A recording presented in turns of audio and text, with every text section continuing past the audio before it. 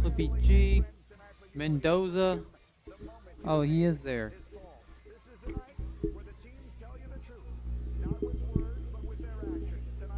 He's in Florida. All right, here we go. It is 8 o'clock on the dot. It's time, boy. Raiders are on the clock, boy. The 2026 NFL Draft, the 91st NFL Draft. Here comes the commissioner, Roger Goodell. They always do this, man.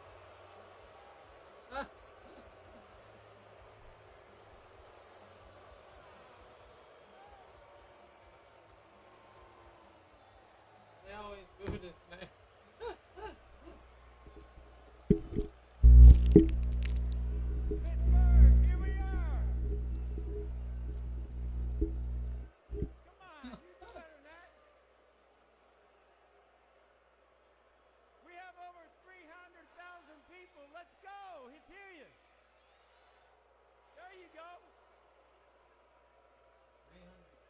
Welcome to the 2026 NFL Draft.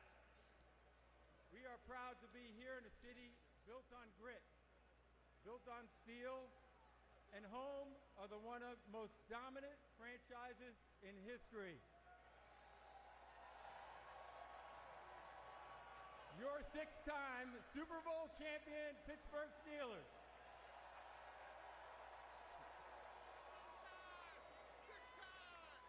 But tonight we're going to celebrate Western Pennsylvania heritage.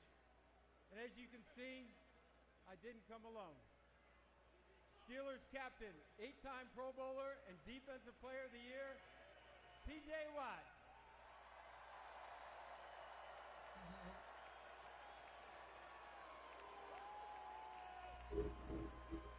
And the heart and soul of the Steelers, a captain. The 2023 Walter Payton NFL Man of the Year, Cam Hayward. Take it away, Cam.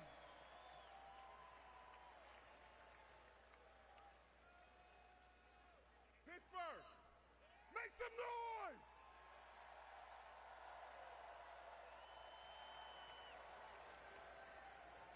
This is Steelers football. Oh, Britt Baker's there. Physical, and built to last. But everything we do today is built on the standards set by the legends before us. Let's bring out the men who paved the way to greatness. A Hall of Famer, a true shutdown corner, a piece of the steel curtain, Mel Blount.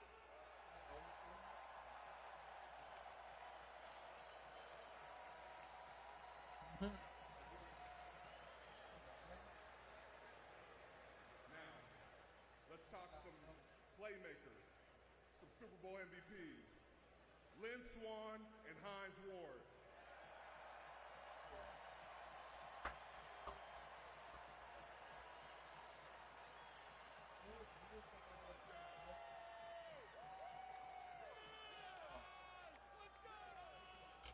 And now, we got to talk quarterbacks. Two quarterbacks, two eras, one standard, Super Bowl champions, and legends of the city. Ben Roethlisberger.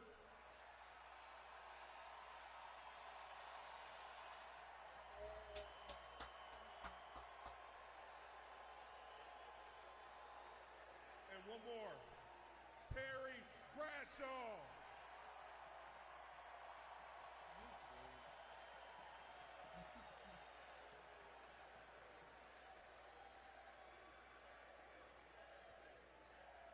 This is Steelers football. Go Steelers!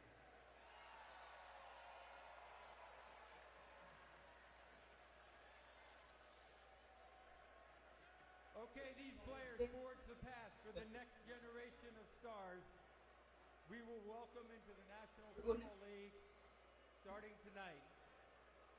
Pittsburgh, this is a moment you all been waiting for. Yins ready? All right. The 2026 NFL Draft is officially open.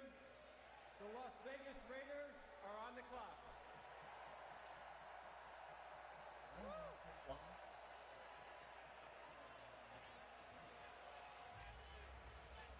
Oh, boy.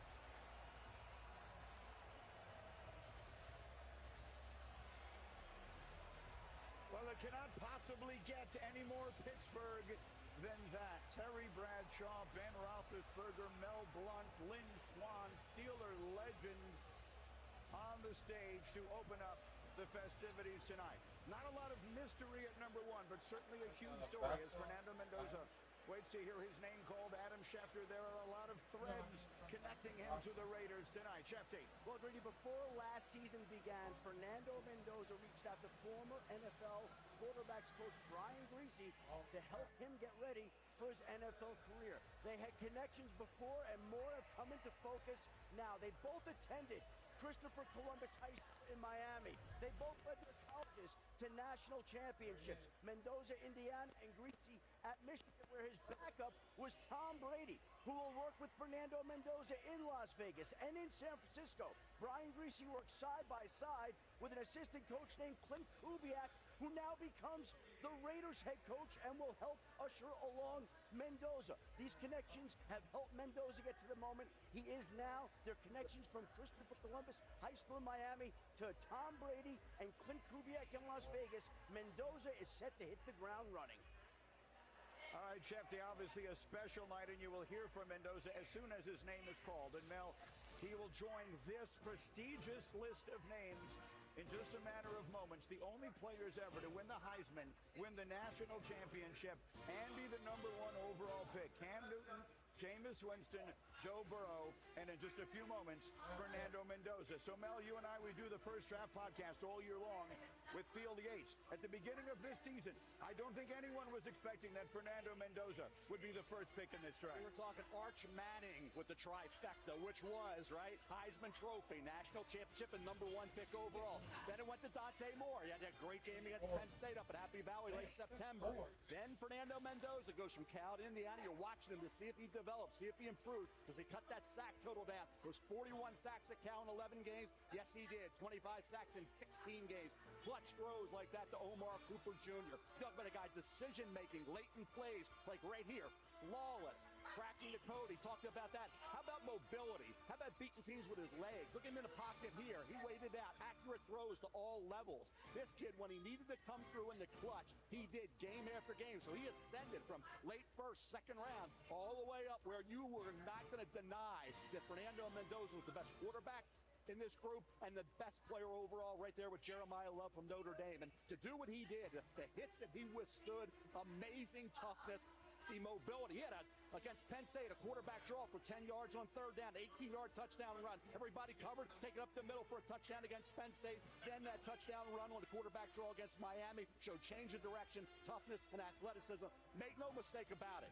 The Las Vegas Raiders were fortunate that they had the #1 pick, and there's a quarterback there of the quality of Fernando Mendoza. Historically, who's his grades?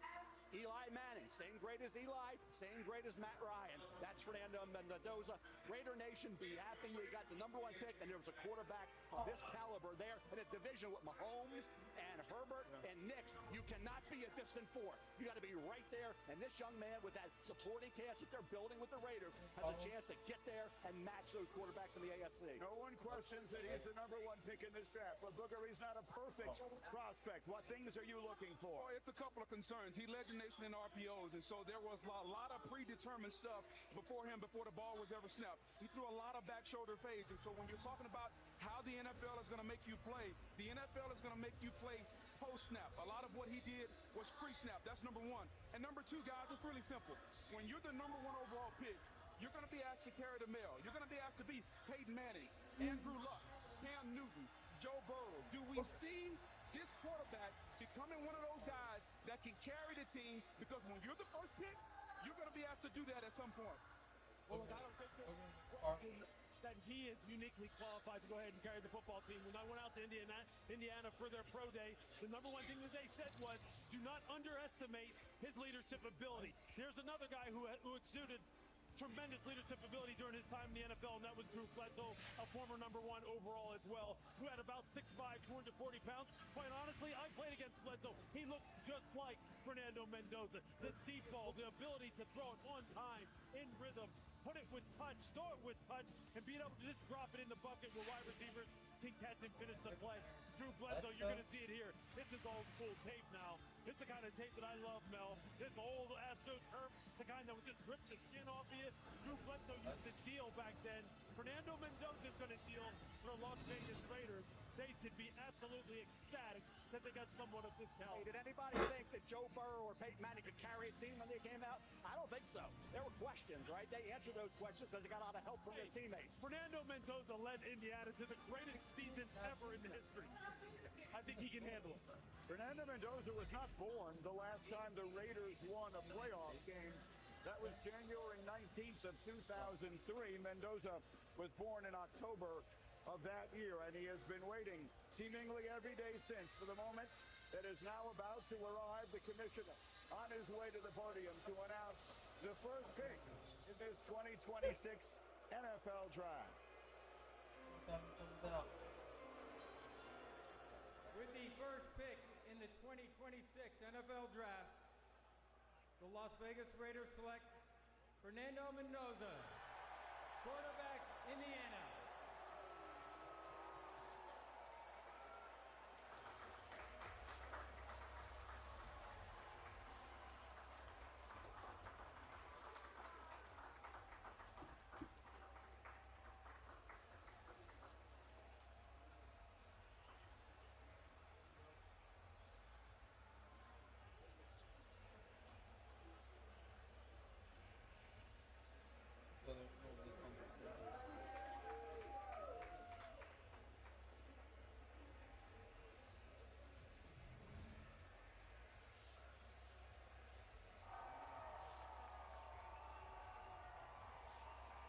There's the party at his house, both inside and as you see there outside, and then a celebration is also on at Christopher Columbus High School nearby, where Fernando Mendoza once starred. That's a celebration and a nearby watch party as well. Listen, if there has been a better story in college football history than Indiana in 2025, I have not heard it, and Fernando Mendoza had the starring roles. Here he is tonight, finally, the #1 pick in the draft, and he is standing by now with our Taylor McGregor for his initial impressions on being the #1 pick in this draft. Taylor. Well, thank you so much. In the last 5 months, you have won the Heisman Trophy, a national championship, and now you're the first overall pick in the NFL Draft. How have the last 5 months changed your life? The last 5 months has been such a blessing by God, and I can't thank him enough. I'm just looking forward to get to work, prove at the next level. College was fantastic. I'm so blessed to have that career, but now I step into a great game of the NFL. Look forward to proving and earning it every single day. You're going to the Las Vegas Raiders. What excites you the most about this opportunity? What a great organization, great legacy. There's so many great teammates I'm looking forward to talking to, coaches, owners. I'm ecstatic for the opportunity. Congratulations. Thanks so much. God bless. And so Fernando Mendoza, the #1 pick in the draft, that's the portion of the evening that we had foreseen. Now let the unexpected begin. Mel Kiper, the New York Jets go on the clock, and pretty much all the conversation has centered around the two defensive ends, David Bailey and Arvell Reese. What are your expectations for the Jets here? Arvell Reese, I'll tell you what, you look at him physically, he is central casting for a off-ball linebacker or an edge rusher. Can he become Micah Parsons, move outside and get 10 to 15 sacks a year? We don't know that. He has to learn, as he said, how to rush the passer. He didn't have a sack over the final 6 games. He didn't have a forced fumble in his career, but he made a lot of big plays. He's got a ton of talent, off-ball or edge. You got the fallback. If he can't become the great edge rusher, he's an off-ball linebacker. With David Bailey, he was a good player at Stanford. He wasn't a great player. He was a phenomenal player at Texas Tech in this one season. He had help around him, but 11 games this year, he had a sack. Now, playing a run at That's going to be something he needs to obviously adjust to in the NFL. You can't be a one-trick pony in the NFL. You can't. They have enough of that with the Jets. Somebody's got to stop the run. He's got to step up if he's the guy. Reese, to me, I had a slightly higher grade on than Bailey for that reason. He is so young. He's 2 years younger, Reese is, than David Bailey. He's 20. He'll be 21 in September. David Bailey is going to be 23 in September. So for me, slight edge to Arvell Reese. I had Sonny Styles slightly ahead of David Bailey as well. But I tell you what, if you want the guy proven and ready to go off the edge, it's Bailey. If you want the guy that in a year or two, once he learns, can be phenomenal, can be Micah Parsons-like, that's Arvell Reese. For a team like the New York Jets that hadn't had an interception since I had hair, they need somebody that can rush the passer and make the football come out. I understand what Arvell Reese is, and he may be, the sky's the limit for him, but they need somebody now that can make the ball come out. David Bailey is a proven commodity. We had this conversation a few years ago. Aiden Hutchinson or Trayvon Walker? Do you want the ceiling and the potential, or do you want the guy that knows how to get it done and the production of a David Bailey? I'm going to lean toward David Bailey with the 14.5 sacks, Lou. Look, I mean, the statistics are not in the Jets' favor. You're right. Sack percentage, pressure percentage, they're one of the worst in the NFL. You know what else they were worse in? In terms of taking the ball away. People who can make plays on the ball. Getting absolutely bludgeoned in the middle of the field by running back. They were the worst defense in the NFL as far as linebacker play on the second level. They need both of these guys. The question is, what do they prioritize? The pick is in. I'll remind you, the Jets have 2 picks in the first round tonight. They will be at number 16, barring a trade, either forward or back. But here they are to make this second pick in the draft as the commissioner makes his way to the microphone where he will announce the New York Jets selection with their fans sitting eagerly and waiting directly in the front. With the second pick in the 2026 NFL Draft, the New York Jets select David Bailey, linebacker, Texas Tech.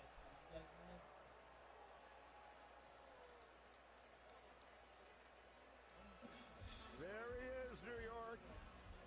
He's the first Texas Tech player selected in the top 5 in the common draft era, and boy, do the Jets need him.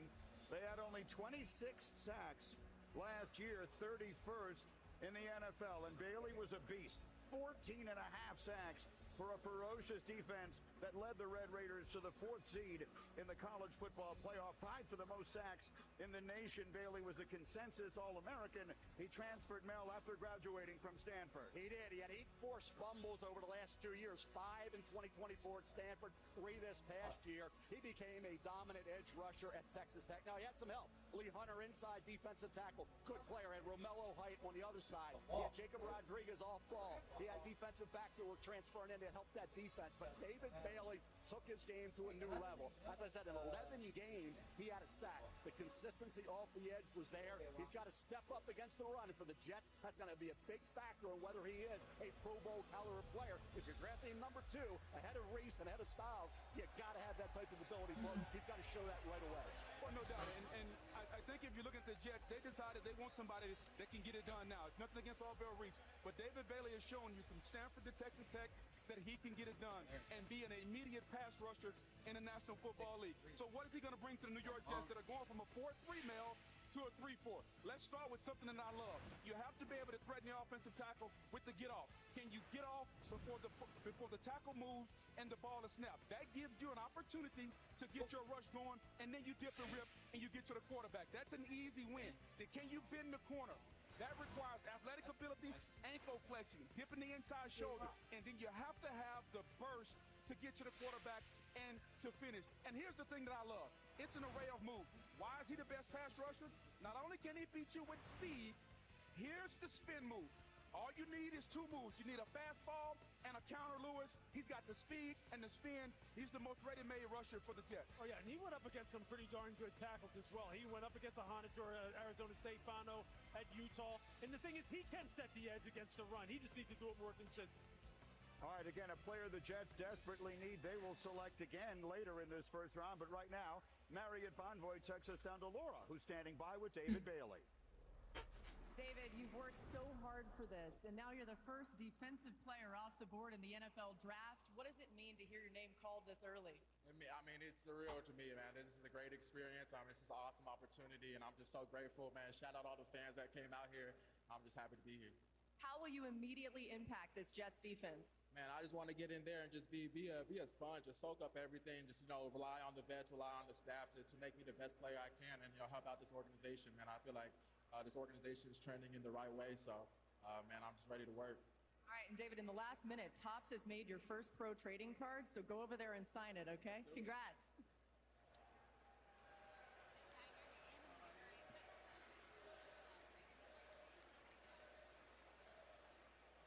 Laura, thank you very much. David Bailey is a New York Jet. The Arizona Cardinals are on the clock, and Adam Schefter is standing by with more. Schefter, go. The Jets had 26 sacks last year, which was the fewest the team had since 1999. They were looking for the best pass rusher in this draft, and they felt that was David Bailey. It also helped that they had 3 coaches on staff who were at Stanford when David Bailey was there. Those coaches helped bring a unique insight to the Jets that helped them make the pick that they helped turns around this franchise. So, Lewis, you were talking about Bailey before we went down to the interview there. Do you believe the Jets got this right? It was a difficult decision, or at least it was one that was much discussed in New York and around them between Bailey and Arvell Reese in the end before we move forward to the Cardinals. Do you agree with the decision the Jets made? Yeah, I do, simply because of this. Look, offenses hunt for explosive plays, right? Every offensive coordinator wants to be able to win a game with a guy who can win it on one play. On defense, how do you win games on one play? Either you turn it over or you put a quarterback on its back. Nobody put the quarterback on their back better than David Bailey, so that's where they figure that's a great place to start. Let's get the best pass rusher in the NFL, or rather in college football last year.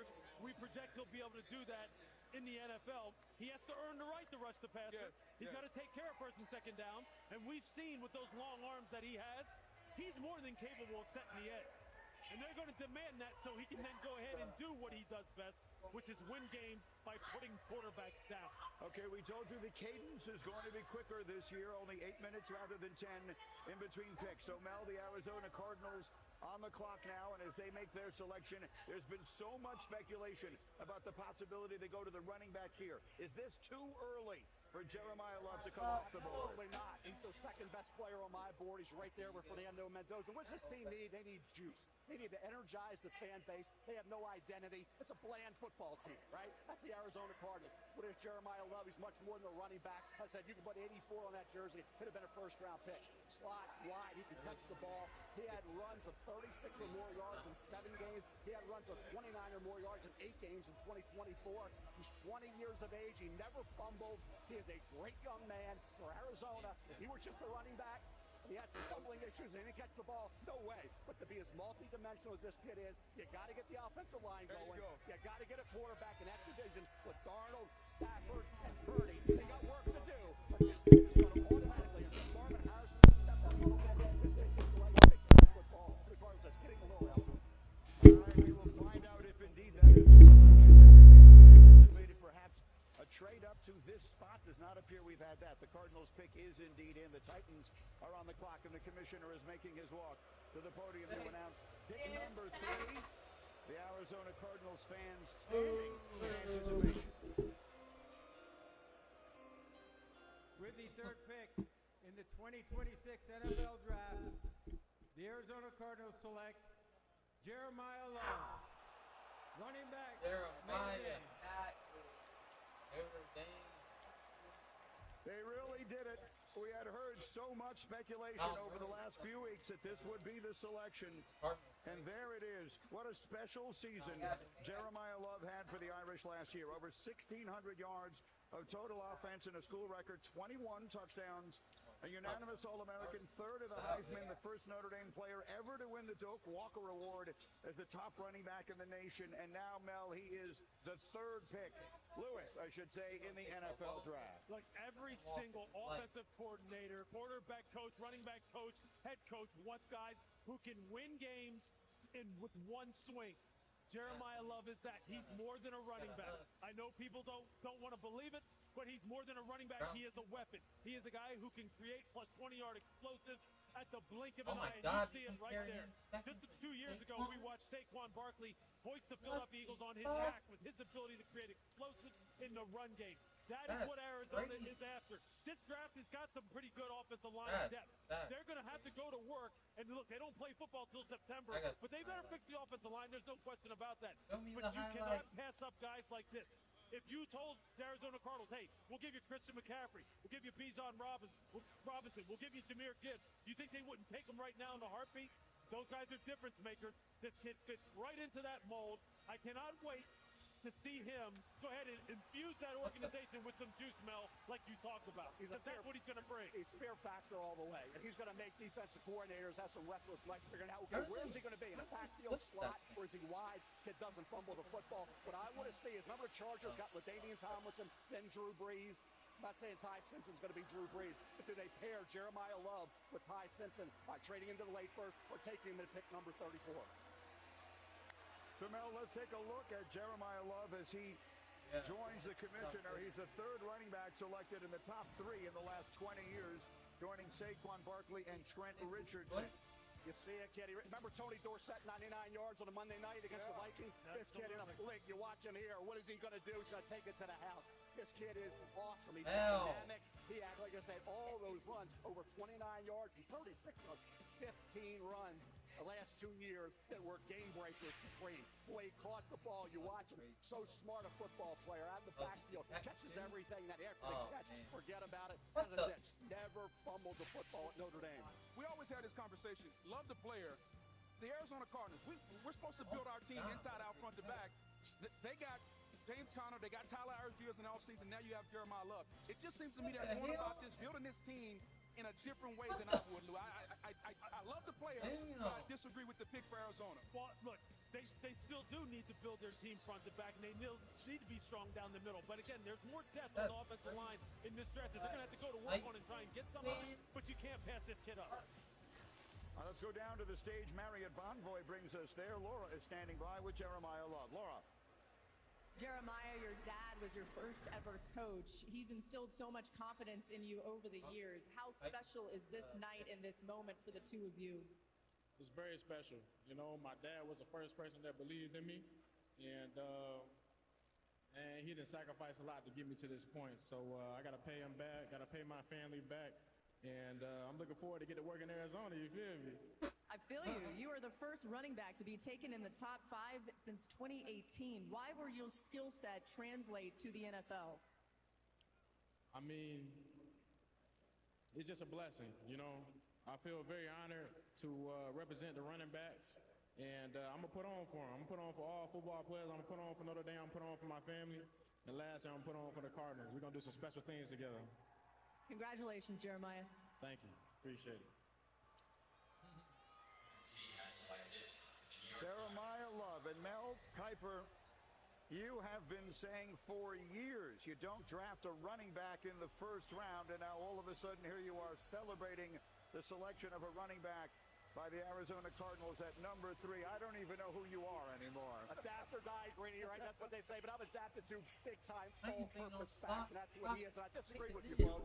On this, talk about a guy, first, second best player in the draft. He's number 2 for me, right there with Mendoza. You're picking 3rd overall. You can't reach for CC Maui, Noah, the tackle out of Miami. You can't reach for any of the offensive linemen. You got a guy in your top 3, that's Jeremiah Love. Then you got to fix the offensive line. All right, and so let's move it forward now. The Tennessee Titans will be making their selection. In fact, I see on the screen behind me that their pick is in. With new coach Robert Saleh, you see him there in the center of all of it. They could go a number of different directions here, Booger. What are you anticipating? Well, they can go one of 2 ways. They can get somebody on the defensive side of the football to line up next to Jeffrey Simmons and help him, or do you pair somebody with Cam Ward, the number 1 pick last year, and try to help somebody on the offense? They got to help their star players. Either you're going to help Cam Ward or you're going to help Jeffrey Simmons. Which way do they go? All of those great Ohio State defensive players remain on the board if that's the direction that Robert Saleh chooses to go. Arvell Reese, Sonny Styles, Caleb Downs, all of them expected to be drafted early here tonight off that outstanding Buckeyes defense. Will that be the direction Tennessee goes? We'll find out in a moment. Here he is, the Commissioner Roger Goodell, making his way to the podium to announce selection number 4. They're going to do the 32 million. With the 4th pick in the 2026 NFL Draft, the Tennessee Titans select Carnell Tate, wide receiver, Ohio State. Wow. That one sends a charge through this crowd, and wide receiver U strikes again.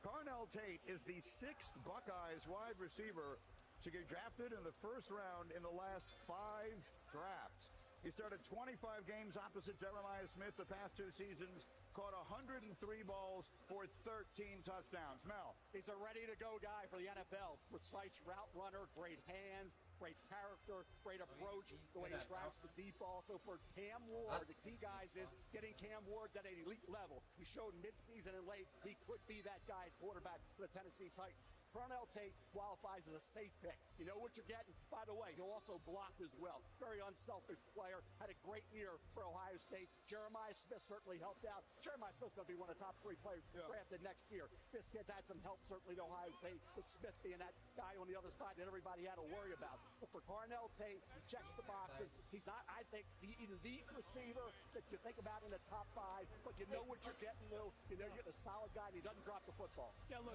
we talk all the time about how do you help out a young quarterback. You got to get them weapons. You got to get them weapons. You got to get them weapons.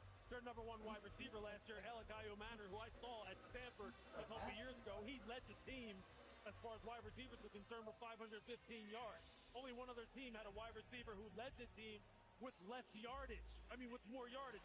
That's just above 500. That's the New York Jets. So they need more weapons on the perimeter. This guy is silky smooth now. Silky smooth. And he catches everything. What a great pick for Cam Ward. I promise you, he's happy right now. And when you understand what new offensive coordinator Brian Daboll is going to do, I think he loves Cam Ward. He wanted to pick Cam Ward when he was the head coach of the New York Giants. Now you have Cam Ward as your quarterback when you're the offensive coordinator in Tennessee. And I think now he has a weapon on the outside. And so you get an opportunity to fairly judge your young quarterback. You got to get your young quarterback a playmaker, and Carnell Tate. Now, he's going to be asked to be the number 1. At Ohio State, he wasn't the one. How does he adjust when the coverage is rolled to him? How does he adjust when the game plan is for him? That's something he's going to have to adjust to. But as far as being a solid, safe guy, he catches the football with his hands. He understands how to run routes. And I don't care about the speed. He knows how to separate. Just look at the balls that he went deep on and beat DB after DB for deep balls in the Big Ten. So Carnell Tate becomes the first Ohio State player off the board in this draft. I'm not sure how many people saw that coming, with Arvell Reese available and Sonny Styles available and Caleb Downs available. But Carnell Tate becomes the 2nd receiver drafted in the top 4 in the last decade. Marvin Harrison Jr., also from Ohio State, was the other. Harriet Bonvoy takes us down to Laura, who's standing by with Carnell Tate. Carnell, what do you want your new quarterback, Cam Ward, to know about what you'll bring to this Titans offense? I'm a reliable target for him. Whenever he needs me, I'm there for him. I'm always open. You had a really incredible moment where you wanted to honor your late mom, Ashley, tonight. Can you show us how you had her name inscribed on the inside of your jacket? And as you're showing us, how did she help you achieve your dreams that you wanted to achieve, but that were also her dreams? Yeah, my mom, she's my everything. She's my rock. She's my world. If it wasn't for her, I wouldn't be here. She sacrificed everything for me. I'm forever in debt of her. I know she'd be so proud tonight, Carnell. Congratulations. Thank you.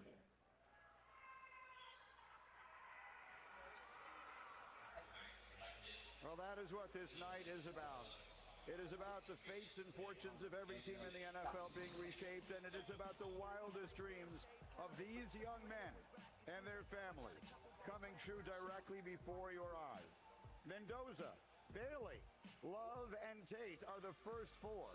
The New York Giants are on the clock. You're watching the NFL Draft on ESPN.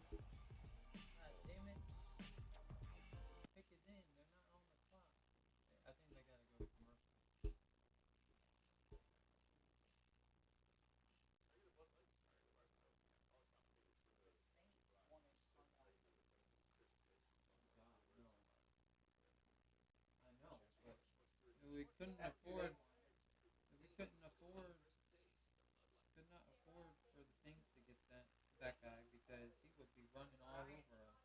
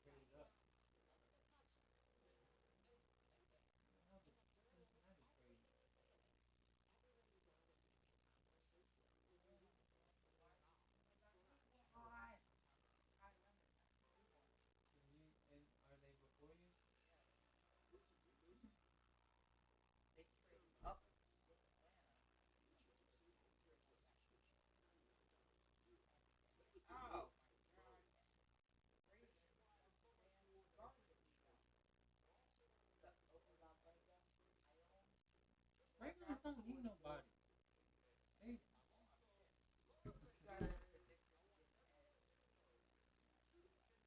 They should have got that edge rusher that they drafted earlier.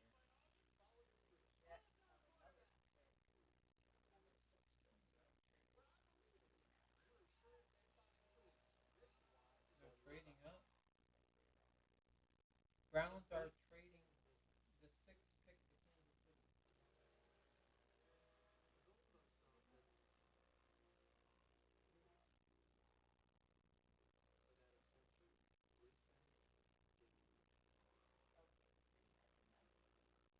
Yeah.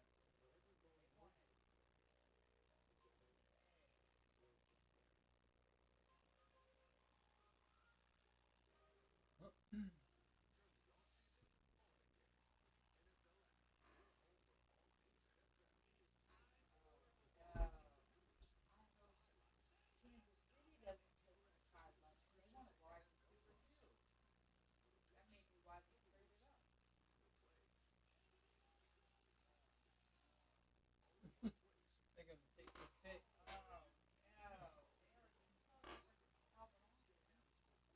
Oh, Kansas City has Calvin Austin? I don't think so. I think someone else had Calvin Austin. Selection is in at number 5, and here comes the commissioner, Roger Goodell, to make the announcement. We can see he's brought some special guests along to help him do it. In partnership with the Tragedy Assistance Program for Survivors, TAPS, one of the NFL Salute to Service partners, we are honored to recognize the surviving family of United States Army Major Paul C. Volke.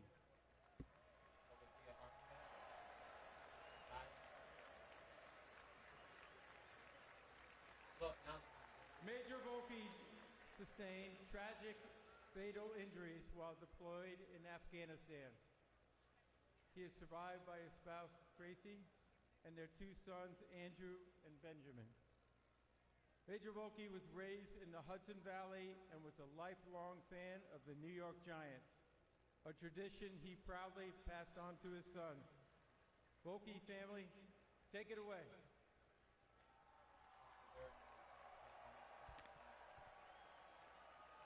With the 5th overall pick of the 2026 NFL Draft, the New York Football Giants select Arvell Reese, linebacker from the Ohio State University. At number 5 overall, that is the highest pick any John Harbaugh team has made in his head coaching career. And this one is the guy you send off the bus first. He's 6'4", 241 pounds. He ran 4.46 at the Combine, a consensus All-American Lewis, and the Big Ten linebacker of the year. I went out to Columbus to watch him work out, Greeny, and he was working out with his shirt off, and I'm just sitting there going, that's right out of Central Casting now. That's exactly what you're looking for in just a defensive weapon, an off-ball linebacker by positional, identification. But what he's going to be is he is going to be a weapon for new defensive coordinator Denard Wilson at the New York Giants. You know what this makes me think of? Think of some of the people that they have in New York right now. You think John Harbaugh is thinking back to the Giants of yesteryear when they had Carl Banks, Pepper Johnson, and they had the great LT. Think of some of the guys they have now at linebacker in this new 3-4 booker. They got Brian Burns, Jermaine Edmonds inside, Abdul Carter, Kayvon Thibodeau, and now Arvell Reese. Are you kidding me? Can you imagine the kind of things they're going to be able to do with these kind of body types? It's just going to be fascinating. They are trying to play lights-out defense. And this guy, Mel, just like we talked about with Jeremiah Love on the offensive side of the ball, he is a weapon because you can use him in so many different ways, which we're going to see here. You can just have him do so many different things. And pass rush is the thing that he's most green at so far because he hasn't really worked at it. If he can't get that hat on, that's all right, man. It still looks good. You mentioned earlier, Mel, that he is just 20 years old, won't turn 21 until the week before his rookie season begins. So much room still to grow for this extraordinary player. Lewis, show us some of the tape. Well, look, you're talking about a Greeny already at 6'4", 241 pounds and runs 4.46. That's the number one thing that jumps off at you, you know, on tape. Is the guy's just absolute crazy speed and his range to be able to run people down all over the football field. And you'll just see it here. He's just going to track Katron Allen out here on this screen, and he's just going to stuff it for no gain whatsoever. Positional versatility. He doesn't have to just line up off the ball in a stack position. You can put him on the line of scrimmage. He'll whip tackles. He'll whip tight ends. He can do both. Here with his power rush. You think it's just all about speed. He can take this offensive tackle and puts two hands in his chest and just drives him back in the quarterback and collapses the pocket. And then if you do want to see the speed and the bend coming off the edge, he's got it naturally. This is something he's going to have to develop. But, man, with all the different body types that they have in the New York Giants right now in the linebacker room, they have got an embarrassment of riches. Denard Wilson, defensive coordinator, you're on the clock now. You got some guys to work with. All right, Marriott Banboy is going to take us back down to the stage. Now Laura is standing by with Arvell Reese. Laura. Arvell, what have the Giants shared with you about how they plan to utilize you in their defense? You know, the Giants told me they're going to get unique with me. They said they're going to use me in a bunch of unique ways, so I'm looking forward to that. It hasn't been easy for you, this journey. What can you say about those that have helped you all the way back to your days at Glenville High School in Ohio? Yeah, I can't say nothing but thank you. You know, it's a bunch of childhood coaches I done had. You know, my high school coaches, my parents, my family, my brothers. All I can say is thank you. And you got the hat to fit, finally. Yep. Congratulations. Thank you. I appreciate it. Laura, thank you. So a pair of pass rushers are now New York bound. David Bailey to the Jets and Arvell Reese to the Giants. Meanwhile, here at number 6, we have a trade. The Chiefs have moved up into this spot. Adam Schefter is standing by. Schefter, what can you tell us? All right, Greeny, the Browns have been shopping this pick for weeks, and finally they found a taker in the Kansas City Chiefs, who are giving up the 9th overall pick, 3rd round pick, and a 5th round pick. 3 picks to go up to number 6. The Chiefs need defensive help. They need help along the pass rush. They need help in the secondary. We'll see how it works out here, but Kansas City has made the first trade of the first round, moving up to 6, Greeny. We would anticipate there will be more. Super quickly, Mel, before the commissioner comes out. You think they go offense or defense? Well, look at the teams they jumped. Washington and New Orleans. What are we looking at there? Jordan Tyson, wide receiver, Arizona State. Carnell Tate already off the board, so we'll see if Tyson is the player. We'll find out momentarily. Again, the Kansas City Chiefs not accustomed to choosing this high in the draft. Here comes the commissioner to make the announcement of the Chiefs at number 6.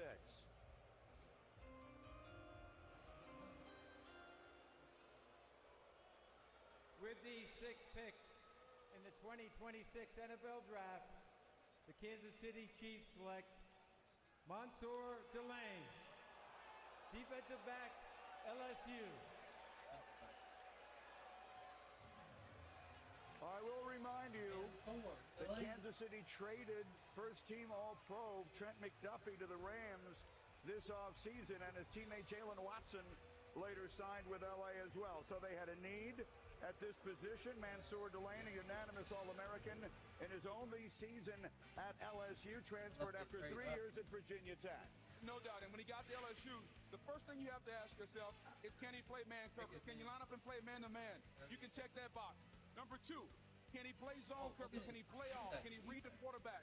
I think we quickly learned he can do that. Does he panic when the ball is there? He doesn't do that. So when you look at Mansour Delane, you're getting the best of both worlds. You're getting a guy that's very patient, that can play man coverage. That's crazy. He's very patient and can play off zone coverage. And when the ball is in the air, he understands how to attack the ball, and he doesn't get grabby. That's something that a lot of college corners do. They get very grabby. He doesn't do that, and he catches the football, which means he can turn the football over for your team.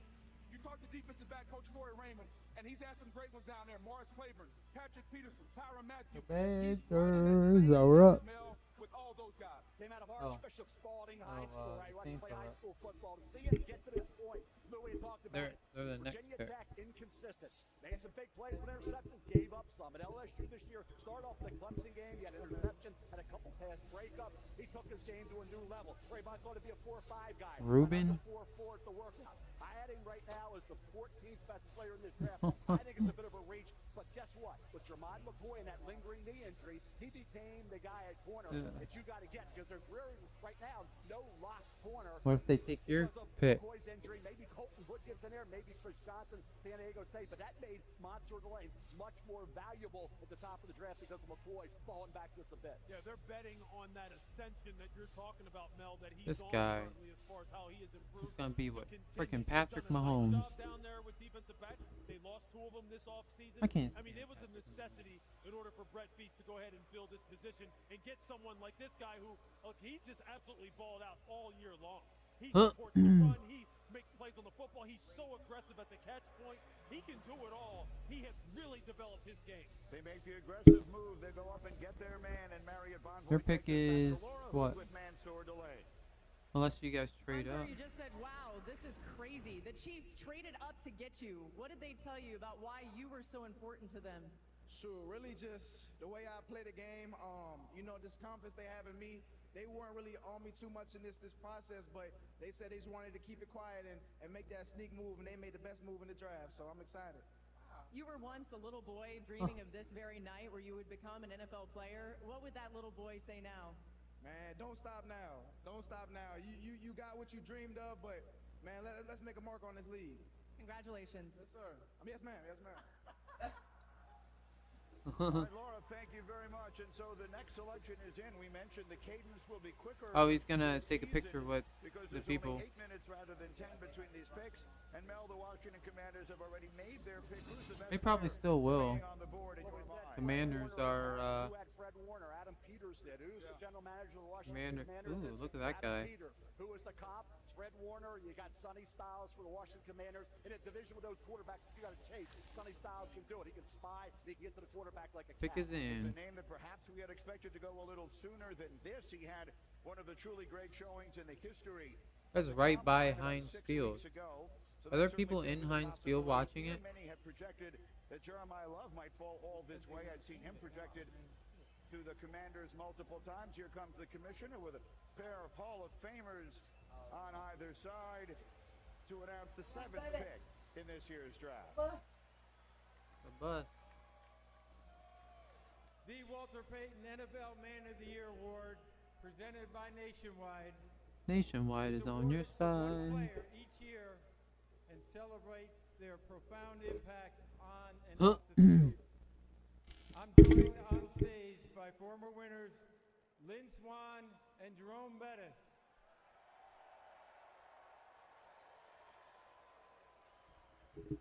And the league welcomed its newest member to the prestigious club 2 months ago, Super Bowl champion and 6-time All-Pro Bobby Wagner. Way to go, Bobby. On behalf of the Payton family and Nationwide, I encourage players drafted this week to Oh, make Man their of the Year. community and the league a better place. With the 7th pick in the 2026 NFL Draft, the Washington Commanders select Sonny Styles, linebacker. Sonny Ohio Styles, State. he's a linebacker. Now, this is the first time that Ohio State has had 3 players selected in the first 7 overall. Sonny Styles, Lewis, you talked about him earlier, played safety his first 2 seasons in Columbus, switched to linebacker, just got better and better. Maybe he's shy on camera. 2 years, 7 I don't know. and an interception. First team All-American last season. He's another guy whose career is just on a rocket ride right now, Greeny, as far as his development.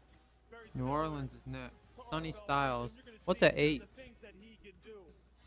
His football instinct and his football Oh, there he when is. it comes to playing linebacker, Read and having react. former safety are just continuing to improve, getting pre-signed Damn. cells so that he can play downhill, can diagnose, make TFLs Saints like that. pick is in. That's exactly what you want. A guy who's a former safety, how is he going to be able to play at the line of scrimmage as far as setting blocks and still being able to be productive at the point of attack? Lateral agility. His lateral agility, when you have a guy who's this big who covers this much ground, that's going to be no problem for him. He's going to chase ball carriers down. Yeah, all Cleveland's over up the next. field. And then his recognition and his reaction, his ability to transition in man or zone coverage. Again, the safety background comes into play. That's something he's going to excel at on 3rd down once he gets to the league. Who's another guy who Damn, they compare him to Brian Urlacher? who played that robber position in those That's three crazy. teams in Mexico, transitioned into being one of the great linebackers with his height, his weight, his speed, and then eventually his physicality. That's what Sonny Styles is going to be. And here's the topper. This kid has no chinks in his armor when you're talking about football character. He is the creme de la creme when it comes to football character. He will be the face of that franchise along with Jaden Daniels. When you have a guy that's this long, a lot of the coaches talk to me about him in pass coverage. We see the athleticism, but his wingspan is so big. Now, when he drops back in zone coverage, he's going to be hard to throw over. You got to fit the ball over a guy that's 6'4" with over an 80-inch wingspan. Nowadays, with so much zone coverage and so much too high safety, now you have another guy in the middle of the field that can take up a ton of space, Mel. He was Sonny Styles. He cut down dramatically on the missed tackles. He transitioned safety to linebacker off ball. 2024, a lot of missed tackles. 2025, very few. He actually had 13 more tackles for Odell Reese. As far as the sack number, he got after the quarterback his first year at off ball, had 6 sacks in 2024. He had 2 in the playoffs, 1 against Texas and 1 at Notre Dame. Now, he only had 1 sack this past season. He showed 2 years ago he could give you that pass rush. He is a tremendously talented player with so many versatile, mobile, athletic quarterbacks. This kid can track you down big time. They get the 4th best player, in my opinion, with 7th pick. Great choice for Washington. Of course, his dad, Lorenzo Styles, was also a great player at Ohio State. Marriott Bonvoy takes us down to Laura and Sonny Styles. Sonny, we saw your smile when you looked at that Commanders jersey and you put on the hat. What should Commanders fans know about what they're getting in you? Oh, man. I love the game. I love the guys. I love the brotherhood. I'm excited to be a part of the organization. Coach Quinn, Mr. Peters, the whole staff. I love everyone there. I remember I was there a few weeks ago. I told Coach Quinn, I was like, hopefully I'll be back soon. He said, we'll see. So I'm super happy. You have now been drafted. Your brother Lorenzo Jr. will be drafted this weekend. What do you remember about being little boys and imagining this night? Man, he's my best friend, my inspiration. Just chasing him around. We dreamed about this since we were 5 years old. So to see it all happen, we're living out the dream. But it's just the beginning, just the beginning. Enjoy this. Yes, ma'am. Thank you. All right, Laura, thank you. This draft is being held in Pittsburgh. You might just as well have moved it down the road to Columbus. We've had 3 Buckeyes in these first 7.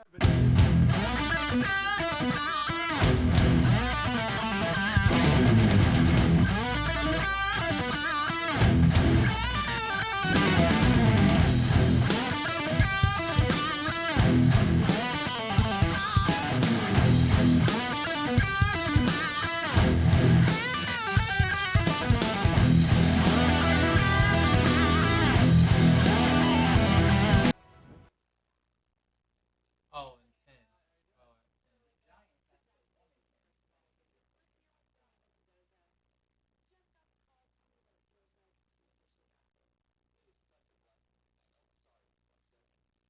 He's already getting fucking commercials?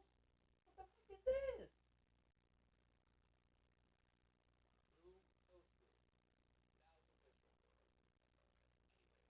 I fucking already got a commercial. He drafted not even like an hour ago. Less than an hour ago. How the fuck is he getting sponsored? Oh, that looks good.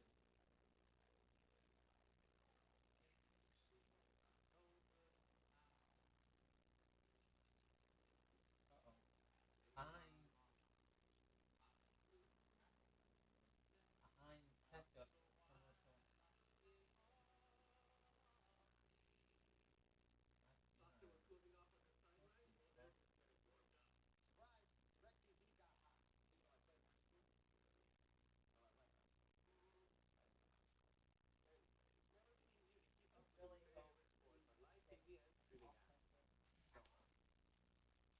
Why?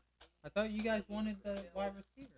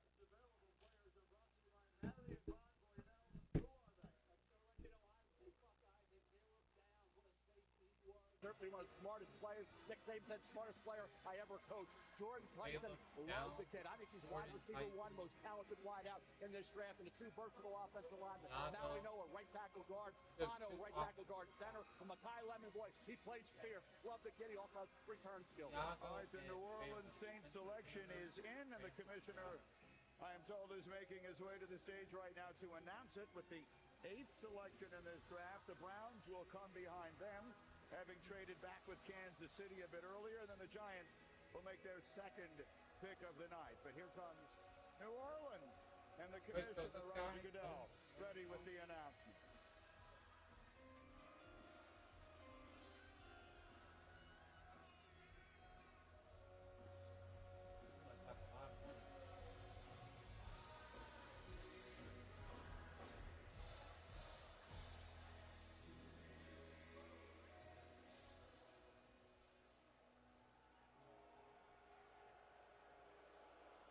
With the 8th pick in the 2026 NFL Draft, the New Orleans Saints select Jordan Tyson, wide receiver, Arizona State.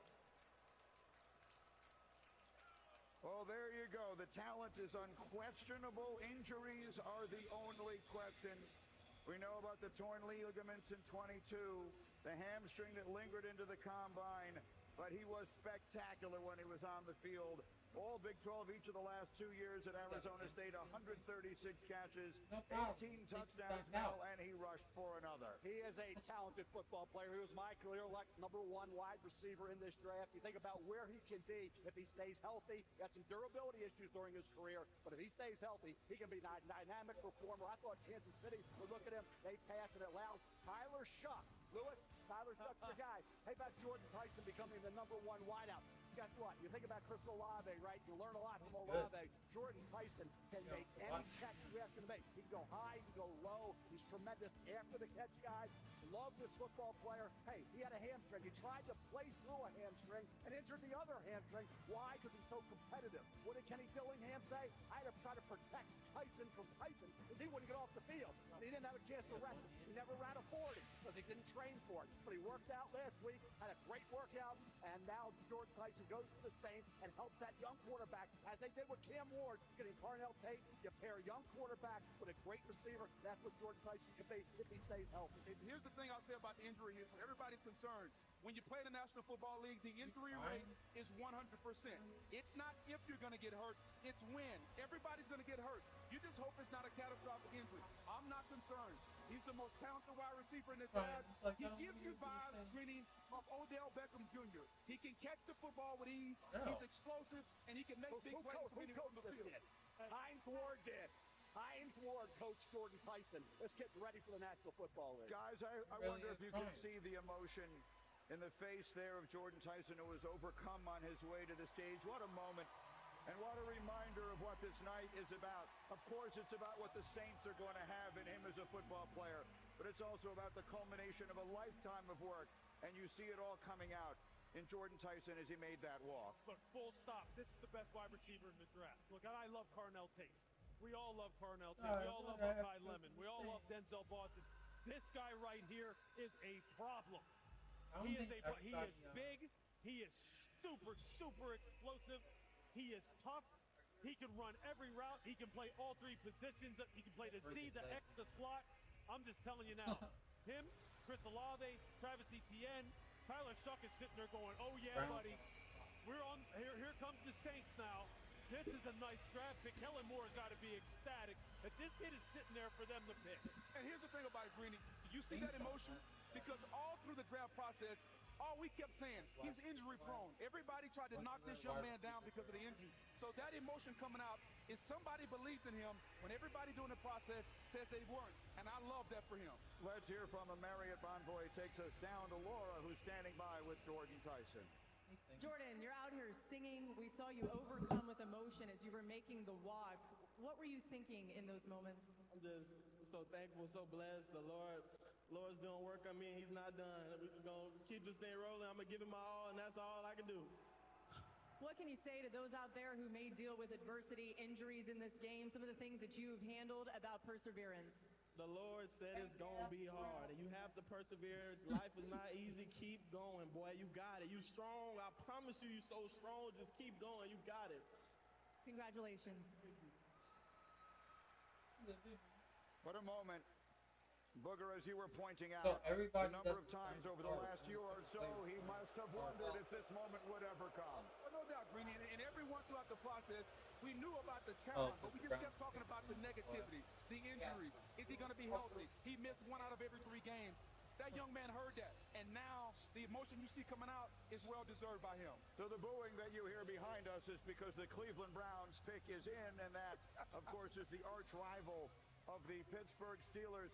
Mel, we have 30 seconds. What are we looking at? We had the left tackle sitting there for the Cleveland Browns. They trade now. You got Caden Proctor, Alabama. You got Monroe Freeling, Georgia. You got the right tackle, Casey Malinois, right tackle guard, Miami. But the left tackle spot, so critical. Always heard about Cleveland is Caden Proctor and Monroe Freeling. Now they got a shot to make the pick. Take one of those 2 guys. You trade down, get 2 extra picks by doing it. Great move by the Cleveland Browns and GM Andrew Barrett. Cleveland maneuvering their way Look, back in the they draft. go all the way back.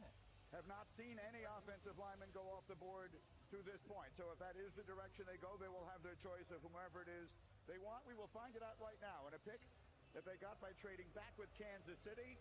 The Browns are here at 9, and the commissioner will make the announcement. Where are you going? With the 9th pick in the 2026 NFL Draft, the Cleveland Browns select Spencer Fano, tackle, Utah.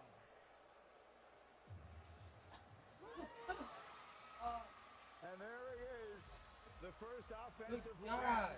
off the board in this class. He's Hawaiian. And look at the celebration at home in Utah. Highly decorated during his outstanding college career. A unanimous All-American last year. The Big 12 Offensive Lineman of the Year. And Melly won the Outland Trophy as the best lineman in the country. Played 11 games at left tackle in 2023. Plugging 1 game at right tackle. Then he became the right tackle with Caleb Lomu the last few years. Was the left tackle. So for a guy like Spencer Fano, this offense got it done. They ran the ball down people's throats. They were a balanced offense. Fano had a lot to do with that. He gets after it in the trenches, guys. No doubt. I think he's the most versatile offensive lineman in the draft. Even at the combine, Greeny, they worked him out at center. So he played left tackle, he played right tackle, he worked out at center. So you're getting a versatile piece that you can put anywhere on your offensive line. I think Cleveland is going to put him at the left tackle spot, which he played early on in his freshman season. Look, quarterbacks in Cleveland had a tough time last year with how inept this team was as far as pass protection. He's one of those guys who has positional versatility, can go from right or left. They just need to figure out the best combination of 5 and make sure they can keep whoever winds up being their quarterback off the ground. All right, the commissioner is making his way back again. The New York Giants earlier this evening on the 5th pick in the draft took Arvell Reese, and now they have their 2nd selection of the evening here at number 10. The commissioner is ready with the announcement. With the 10th pick in the 2026 NFL Draft, the New York Giants select Francis Mauigoa, tackle, Miami. So back-to-back offensive tackles. Francis Mauigoa, they call him CC. He was a top 10 recruit in the nation coming out of IMG, so he's been on the radar a long time. A consensus All-American. And Mel, he too is only 20 years old. Turned 21 until June. Guess what, guys? He started 42 games at right tackle during his career with the Miami Hurricanes. Entertaining player to watch. He was beat up as a run blocker. He excelled driving defenders off the ball. Powerful hands. Very good core strength and leg drive. He sustained his block. pass protection, the hand placement was very good. Plays with balance, good mirror ability, has the base anchor versus power, good punch move. He came a long way as a pass protector. As a right tackle, people are kind of writing him off, saying, well, he's got to go to guard. I don't think so. I think he can be a right tackle in the NFL, and if he struggles down the line, you kick him inside the guard. But Francis Mauigoa, CC Mauigoa, came a long way this year and became with the back injury, the herniated disc. Maybe worried a couple teams early, but he was projected to go in this general area. So the back injury really didn't push him down the board at all, Lou. Yeah, look, he's one of those guys who, look, every time I went down the coral gables and talked to Mario Cristobal, he said, this guy reminds me of Penei Sewell. He has that kind of ability, both in terms of how he can play on the football field and the run and the pass game, and how he elevates all the players around him. And when Miami had to have it, that's who they were running behind, big number 61. So John Harbaugh knows. He knows Jackson Dart has to stay healthy. Quarterback stats aren't just an offensive line stat, they're also a quarterback stat. But they need to be firmer up front. They need to settle on a group of 5. He needs to be one of the people who leads the charge. This is a foundational building block about one of them. Look, you want to build it front to back, inside out, right? Here it is. This is how you do it. And if you look at what the Giants have done, talk about building it front to back. Arvell Reese, CC Mauigoa, up front. Guys that can affect the ball in the front 7 on defense, and from an offensive line stand, this is a powerful player. You're talking about moving men against their will, the most powerful offensive tackle in the draft. He could kick inside the guard, but I think he's a right tackle all day, every day. And now you have a guy that when you need that tough yard, when you need to line up and be physical, you can run behind CC Mauigoa. Certainly sounds like a John Harbaugh kind of team, doesn't it? Making those decisions on the offensive line. It's a new era for the New York Giants, and they are building it on the line of scrimmage. Perhaps no big surprise there. I'm told, by the way, the Dallas Cowboys have traded up into the next spot, so they'll be making the next selection. But before we do that, we do this. Marriott Bonvoy, Laura, standing by with Francis Mauigoa. CC, what do you want to tell Jackson Dart about how you'll help protect him on this Giants O-line? I'll die about this shit, man. Man, I'm ready to die for you, man. I know a lot of things has happened, bro, but I'm ready to die for you, bro. Oh, yeah. You have an ode to American Samoa on your jacket and your family, and even growing up there, you had to create your own football gear. There's a lot of kids that you're a role model for. They're watching tonight. What's your message to them? Hey, man. Born and raised in American Samoa, man. Never thought I could be here, man. If I could do it, you can do it. Simple as that. Congratulations. Thank you. CC Mauigoa is a New York Giant, and there is the jacket that Laura referenced. A tribute to American Samoa. So the New York Giants again building it from the line of scrimmage. That's Arvell Reese and Francis Mauigoa. They're both headed to the Giants, and the Dallas Cowboys have moved up. They will select next as the NFL draft continues from Pittsburgh in just a moment.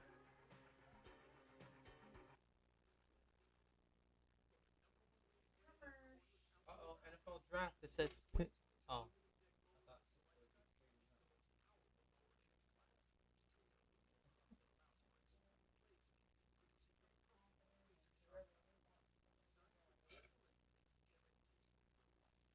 My pick is in about 3 picks. My pick is in 3 picks. Well, 4 picks. Because my pick is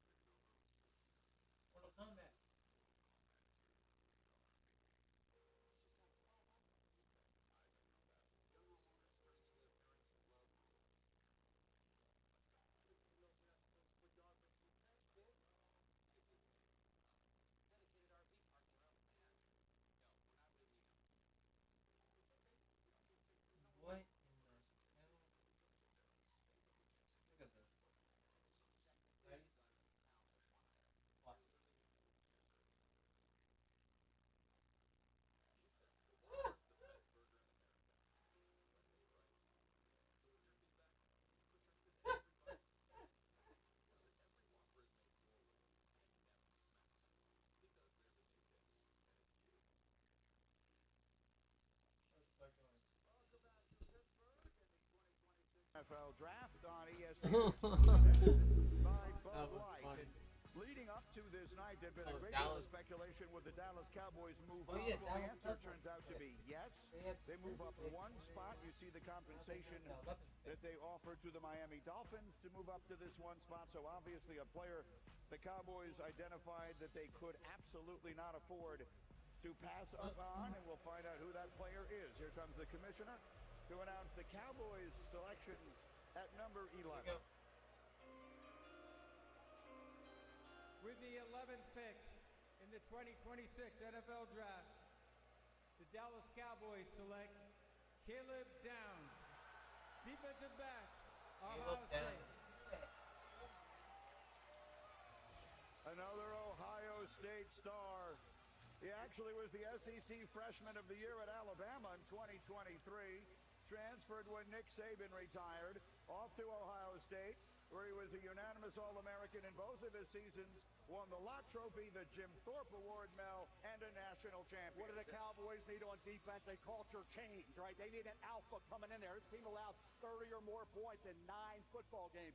Jerry Jones was watching his offense, stacking friends, go up and down the field. Then the opposition's going to go right back and answer every touchdown and keep scoring. They're still scoring against that Cowboy defense. They couldn't stop anybody. This kid is going to tolerate nothing but winning, nothing but working. He's the smartest football player Nick Saban ever coached, because Nick said it, right? You talk about that freshman year, first Alabama freshman to lead the team in tackles in school history. He had 16.3 average per punt return with a touchdown in 2024. He played for 3 different defensive coordinators. This kid may not be Cal Hamilton in terms of being 6'4", 220, but pound for pound, one of the best football players you will ever find. Please say he is an alpha. I thought even at 2 for the Jets it would make sense, because he will change the culture, and nobody on defense needs more than that than the Dallas Cowboys. You know, coaches always talk about, I can coach you up, but you got to go on the field and play. When you send him on the field, you have a coach on the field. He's got high-level instincts, and what does that mean? That means you don't have to tell him where the play's coming. He can feel it out. He's seen enough football. He can get guys lined up. When you look at a Cowboy defense that needs to get better in a lot of areas, you're going to have your coach in the back end and Caleb Downs, an instinctual playmaker. I'm not concerned about his size. There's some concern about his size and the tackling. I didn't see him miss many tackles, Luke. I think he'll be able to get ball carriers down. What he's going to bring is just a calming influence, a calming, communicative, playmaking influence in the secondary that they lacked last year. Last year, not only did they get beat physically, they had miscommunications, coverage, busts, all that stuff. And look, Mel, you talked about it. Where he comes from, having played at Alabama for Nick and having played now at Ohio State, where he was at, without a doubt, him and Sonny and Arbel ran that show there. He's going to run the show in Dallas. He's going to go in there from day one. And new defensive coordinator Christian Parker is going to say, hey, look, we moved up in the first for a reason, to bring you in here as you're one of the people who's one of the forward-facing people on the team, and we need you to make plays and get people on the same page and not miss tackles just like you did at Ohio State. He was an absolute sniper at Ohio State as a tackle. You rarely saw somebody get loose from him once he put his hands on him, and that's what he's going to need to do too. Turn that football over. According to ESPN's draft predictor, there was only a 12% chance that Caleb Downs would be available at number 11, so the Cowboys may have gotten themselves a steal here, and Caleb Downs is standing by now with Laura. Marriott Bonvoy takes us down to the stage. Laura. Caleb, you're celebrating this, you're taking it all in, and just moments ago you were on the phone with Jerry Jones. What did he tell you about the Cowboys' plans to use you? First of all, I just want to say thank God. Without that, none of us would be here. Just thanks for my Savior, Jesus Christ. But it was a great conversation. I honestly couldn't hear him much. I was too excited to listen. So I'm just excited to do what I can do and be committed to the team. We'll ask Jerry later what he said. Now, your brother Josh is a wide receiver for the Colts. Your dad, Gary, a running back in the NFL. How special is it for your family that you now get to carry on this legacy? Nah, it's an awesome feeling. Honestly, God's blessed us with a lot of favor to be in this situation, and I'm so thankful to be here. And our family, I can't even say enough words about them. There's a lot of love there. Congratulations. Thank you. Appreciate you. You see that? Caleb Downs is a Dallas Cowboy. The Miami Dolphins up next. Mel, it's reasonable to say they need almost everything. We have 30 seconds. They do. Where do you go from here? Well, you got Monroe Freeling, and you got Caden Proctor, two offensive linemen I was talking about from Cleveland Browns, still on the board. They could go any direction, but it all begins up front. And you got to give your quarterback Malik Willis a fighting chance. So the offensive linemen are there, Proctor and Freeling both available for the Dolphins. So a new era in Miami, new coaching staff, new leadership, new quarterback, new opportunities, and let's see which player they've chosen as their first pick tonight. Here comes Roger Goodell, pick number 12 tonight for the Dolphins.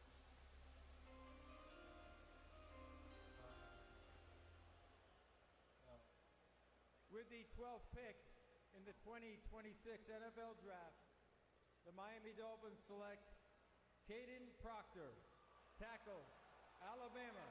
Offensive tackle. Oh, there he is. And I don't need to tell you, the first thing you notice is the size. He is 6'7", 352 pounds. 3-year starter at left tackle, a freshman All-American in 2023, All-SEC each of the last 2 years, consensus All-American in 2025. Now you look at Caden Proctor, the talent is in abundance. He should be a Pro Bowl player. He should have been a dominant player week in and week out when he was playing at Alabama. First game against Florida State, he struggled. He had some concentration lapses, focus lapses. He allowed a sack, 2 quarterback hits, 3 hurries, and a penalty in that game. Second half of that game against the Seminoles, he had all kinds of problems in that game. He got better as the season went along. I think he qualifies somewhat as an underachiever. For all that talent, you got to dominate in college. Caden Proctor can be as good as Caden Proctor wants to be. If he wants to be a great player in the NFL, he has that talent to be that guy. But at Alabama, there was too many missed opportunities and pass protected where he let inferior players beat him. Focus issues in terms of penalties, Lou. He's got to figure all that out and become more consistent. To realize all that talent and ability that he possesses. And some of that has to do with his weight. He's got to make sure that he keeps his weight down. Because when he's in shape, he can play the left tackle spot and he can play at a high level. Alabama split him out at wide receiver. They put him at running back. They threw him the football. He's a guy that can be as good as he wants to be. But it's all going to be about his motivation. Is he going to be motivated week in and week out to keep his weight down where he can play left tackle against some of the elite rushers in the National Football League? That's what you're betting on. You're betting on the football character developing to the point where he's a self-starter, right? That you don't have to sit there and you don't have to babysit him all the time and say, hey, look, hey, Caden, it's in your best interest to make sure that your weight's down, because when it's down, you dominate people. This guy moves people against their will. And that's how if you're Jeff Hafley, the new head coach down there, that's what he wants from Malik Willis. He wants an offensive line that he can just turn around and hand the football off and rely on this offensive line. And Caden Proctor, he can play all positions, man. You're right. It is all up to him. Yeah. You're making a bet on the fact that the maturity will kick in and the importance of the game will be such that he will keep his weight at a manageable level to where he can dominate. Because the only reason why he doesn't dominate in the NFL is because of himself. Yeah. Because if he's on, it's over. This dude is a problem. You see the emotion in his face as he made his way down there to meet with Roger Goodell. The Dolphins again starting almost from scratch. It seems like a good place to start for the offensive tackle who figures to have a chance to be a dominant player in front of their new quarterback, Marriott Bonvital, Laura, and Caden Proctor. Caden, you just told me I've never cried like that. The emotion that you experience with your family, what is this moment like for you and letting some of that emotion out? It's just so surreal. So when they having my people around me, right? you know, they experiencing They this get for the picked. first time. I just don't even know what to say. I'm at do a loss their for words. families You know, have I to just move to appreciate that the Dolphins state? for giving me an opportunity to go down there and play. Man, I'm finna go play my ass. I promise you that. You have said that the O-linemen are the best athletes on the field. Are you going to be campaigning to be catching some passes, maybe running the ball a little bit out there? Oh, for sure. You know, coach is giving me a chance. I promise you I'm going to put that ball into that end zone. Promise you that. Congratulations. Thank you very much. Caden Proctor off the board. The LA Rams are on the clock. Ty Simpson is in the green room waiting to hear his name called. Will we have a second quarterback selected tonight? We'll find out as we continue round one of the NFL Draft on ESPN. He has 28 passing touchdowns.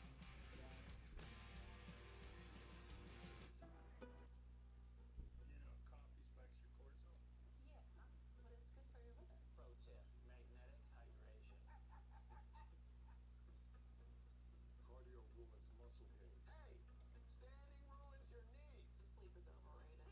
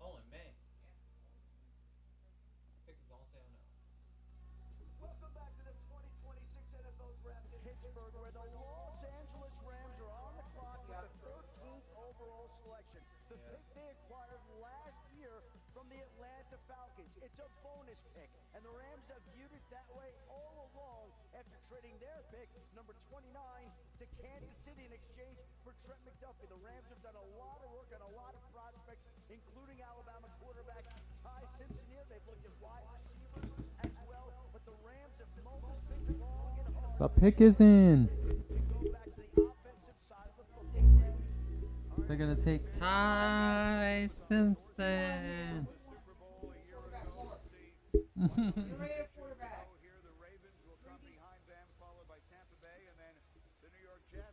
What if my team takes him?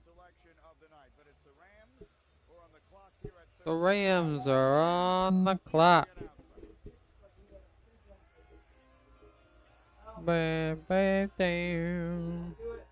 With the 13th pick in the 2026 NFL Draft, the Los Angeles Rams select Ty Simpson. QB Alabama. Ty's going to the Rams. He'll be a backup to Stafford. Right? He'll be a backup to Stafford, so he ain't even going to play.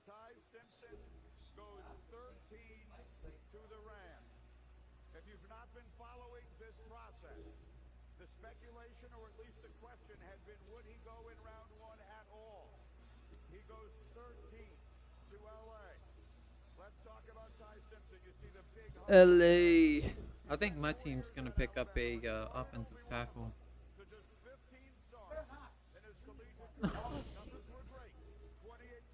I think we are gonna pick one. I don't know what we're gonna get though. Todd Bowles always goes defense. Todd Bowles always goes for a freaking defense.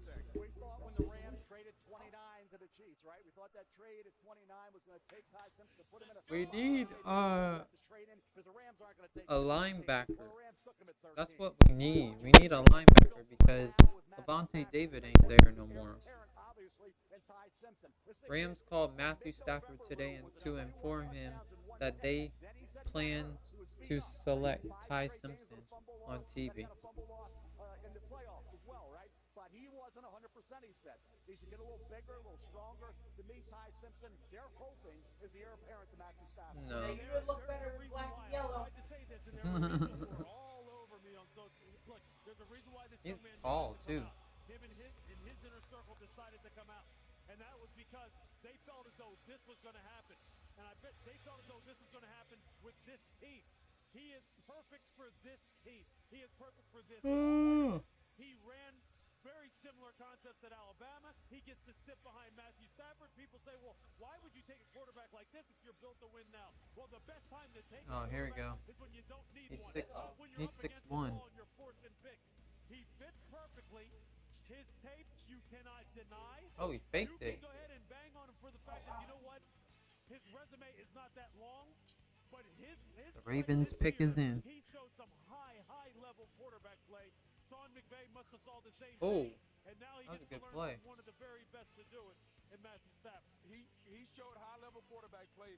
The 15 starts concern me. I don't think there's a track record for guys that have started 15 games. And then on top of that, man, think about passing is how does this on help the point. Rams this year? They were arguably the best team in football last year. Matthew Stafford is coming back. This does not help them win this season. It helps Ty Simpson, though. 15 starts is a risky number. He's Wait, Stafford was hurt? Can't be forced in there. The Rams are a team ready to win a Super Bowl. So does that mean he'll start until Laura and Ty Simpson? Ty, your dad was your coach. He's been a coach for as long as you can remember. Who's as his you dad? think about tonight, now that you're a first-round NFL Last name is quarterback, how did he help you get here? I mean, first off, I want to give all the glory to my Lord and Savior, Jesus Christ. The fact that I'm here on the NFL stage of the draft, I wouldn't be here if it wasn't for him. But my dad, you know, he helped me along the way in everything possible, from sitting in meetings to quarterback drills. You know, shout out UT Martin and everything they've done for me as well. With the Rams, it's similar to the offense that you ran at Alabama. What are you most excited about in learning from Sean McVay and quarterback Matthew Stafford? Yeah, I mean, two of the greatest minds in offense, especially with Coach McVay and the quarterback offensive standpoint, and then Matthew is one of the greatest of all time. So Congratulations, Ty. Thank you. Well,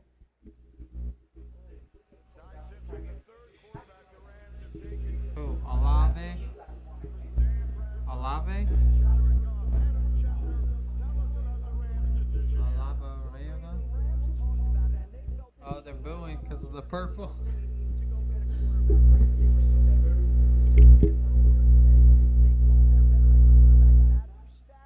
And told him that they plan to take Ty Simpson tonight at 13. This was a pick that the Rams got from the Falcons, and think about this. When the Atlanta Falcons chose Michael Penix, they did not give Kirk Cousins. Wait, so was Ty in the draft last year? Now let's send it over to the commissioner for the Oh. very next pick in the draft, Greeny. All right, Shefty, that pick belongs to the Ravens.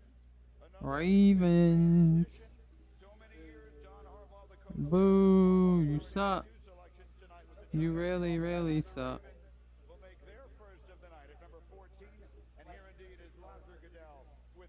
Except for up there.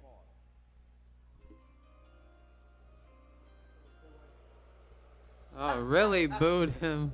With the 14th pick in the 2026 NFL Draft, the Baltimore Ravens select Olajuwon Yowane, guard, Penn State.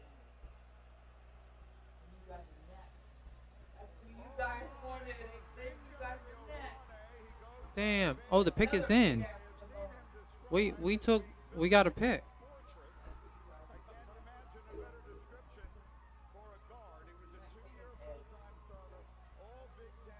Man, frickin' Edge. Frickin' Edge. Need a linebacker. Is she really crying? Guard play was a disaster for the Ravens last year. It impacted the center, Linderbaum, and impacted the right tackle, Rosengart, who stepped back a little bit, regressed a little bit in year 2. Vango Wane is the best pure guard in this draft. He's plug and play. He's not going to be a right tackle. He's not going to be he's a guard. Damn, that dude's humongous. They were woefully lacking consistent performance. I'd rather have like an edge rusher or a linebacker. Someone that can do stuff on the inside or the close to the outside. Look at this. Damn. Hey, you know who he reminds me of?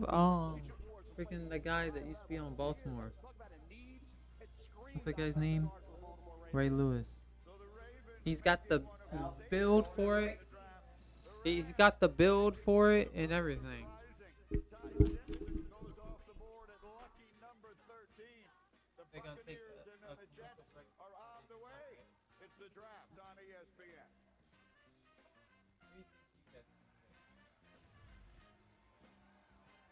The 2026 NFL Draft is brought to you by Accenture, the official business and technology Are you sure? Are you sure we're gonna go to the Fox Steelers game?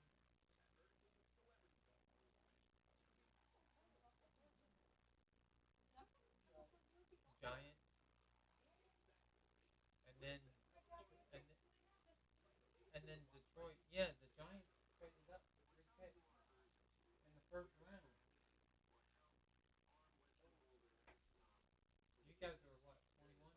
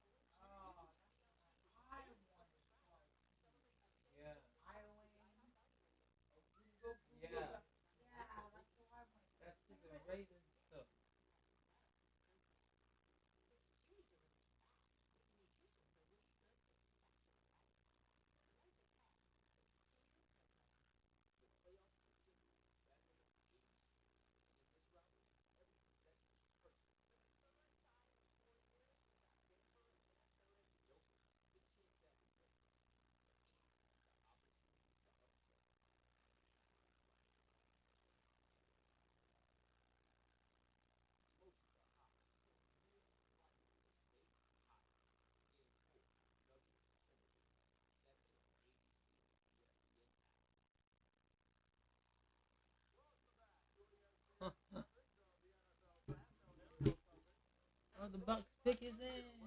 Let's go Bucks. Let's go Bucks. Hey, show red. Show red, regular red.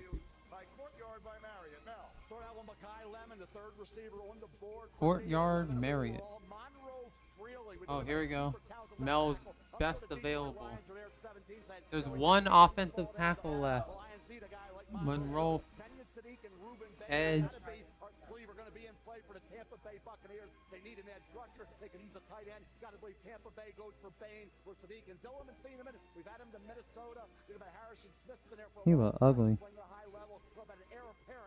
Oh, he is from Miami though, so that'd be an easy choice. Maybe the best defensive player all season. And he's still on the board for a team that needs an edge rusher. You've been telling us for a while, Booger, and your home. Come on, Bucks. Hey, hey, Tampa Bay. Make the right pick. Todd Bowles. For dumbass.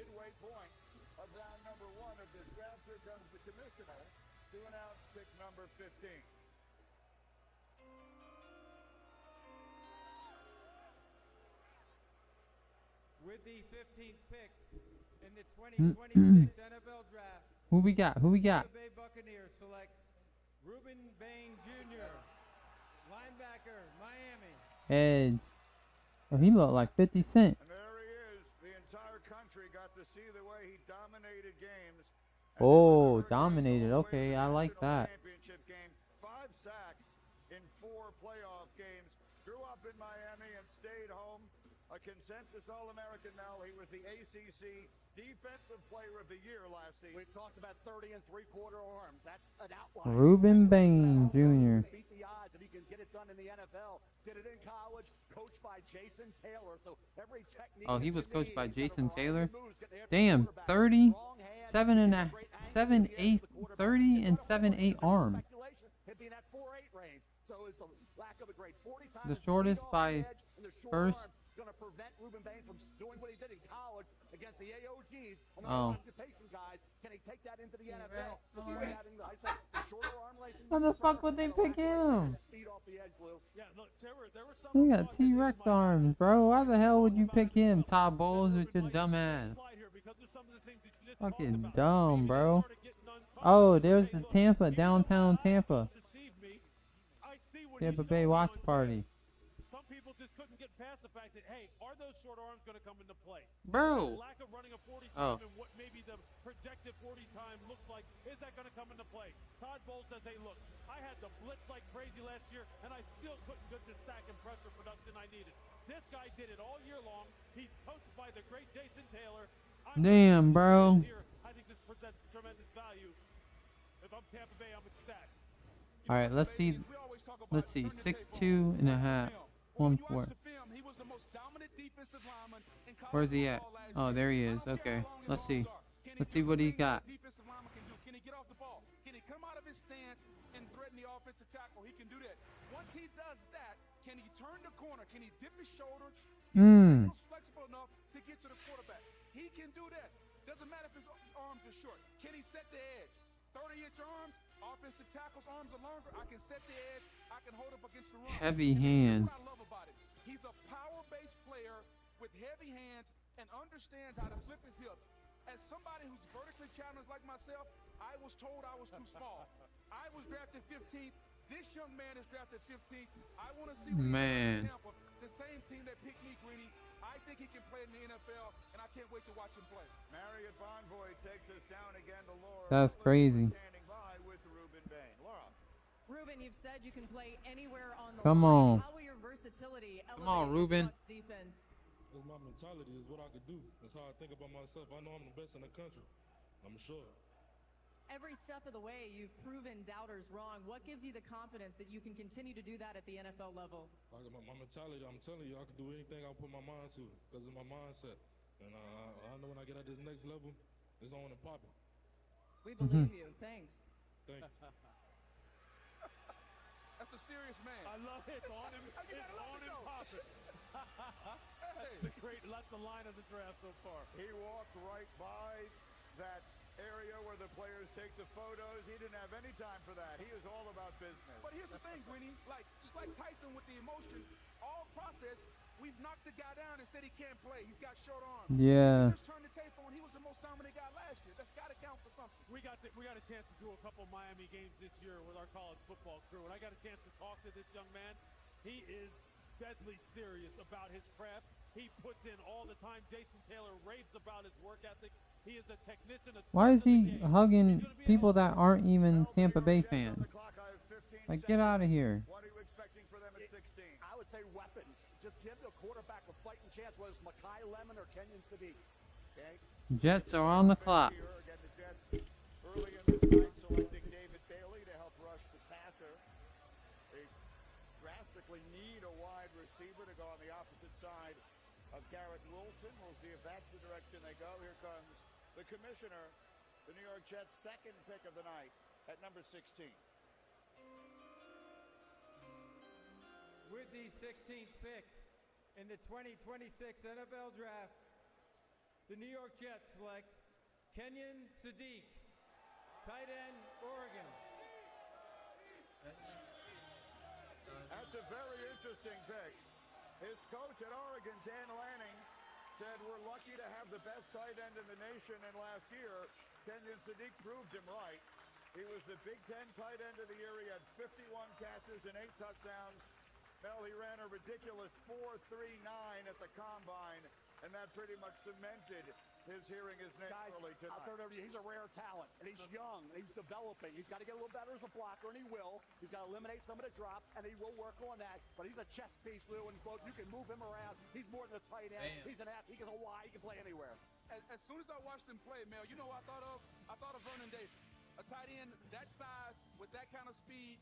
He's not going to be attached to the formation. You're going to split him out. He's too big for safeties and linebackers, too fast for the other guys that are going to try to line up and cover him. I think he's a weapon. He's going to be a matchup nightmare. And not only that, the ability to create explosive plays down the field, I think is what he's going to provide. If you didn't know what his position was, you turn on Oregon tape, and we got a chance to cover them in the playoffs, you would go, that's just a big, fast, wide receiver. And then you go, oh, he's listed as a tight end. That's exactly how they're looking at him. That's exactly how Frank Clark is looking at this guy. He's going, hey, look, man, he don't need to be attached to the core. We're going to move him all over the place. After the combine, the calls I got from the NFL teams were about his football IQ. Every formation he identified, he knew everything. The kid's only 20 years old. They love him out there in Eugene because they say he's a great teammate, and he will do the dirty work, Mel. He will block. He's got the mentality. They love him back at his alma mater in Idaho as well. The celebration is on. The New York Jets have made 2 selections tonight. They go defense with David Bailey at number 2. They go offense with Kenyon Sadiq at number 16 as the New York Jets make their 2 selections. The Lions are on the clock. The Vikings will come behind them. There's Bailey of the Jets, and Sadiq went after him. The NFL Draft continues in just a moment on ESPN. You're watching the 2026 NFL Draft, presented by Bud Light. Sarah.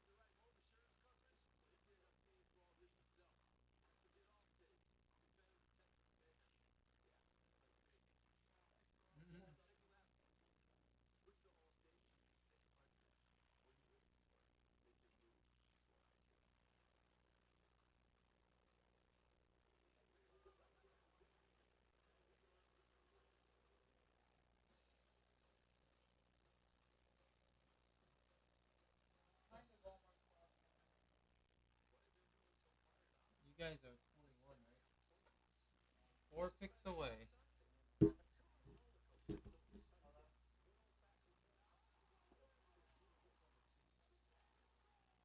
Oh.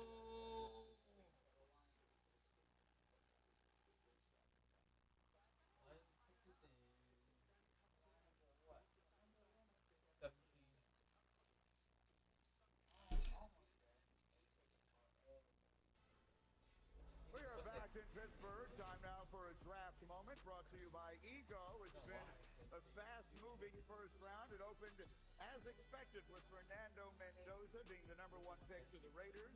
The Cowboys moved up a spot to take Caleb Downs at number 11. And then the big surprise, the Rams selecting Ty Simpson at number 13. The Detroit Lions are on the board now at 17. And here comes the commissioner with a special guest to announce their selection. Special guest.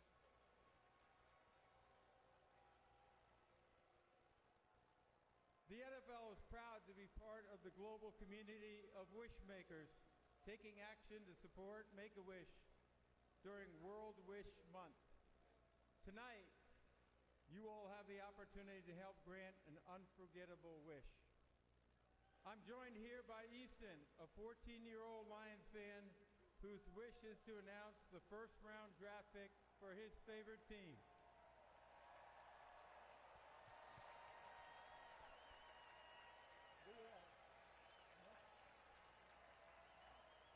I'd like to ask all of you to join me in cheering on Easton as he makes his wish come true.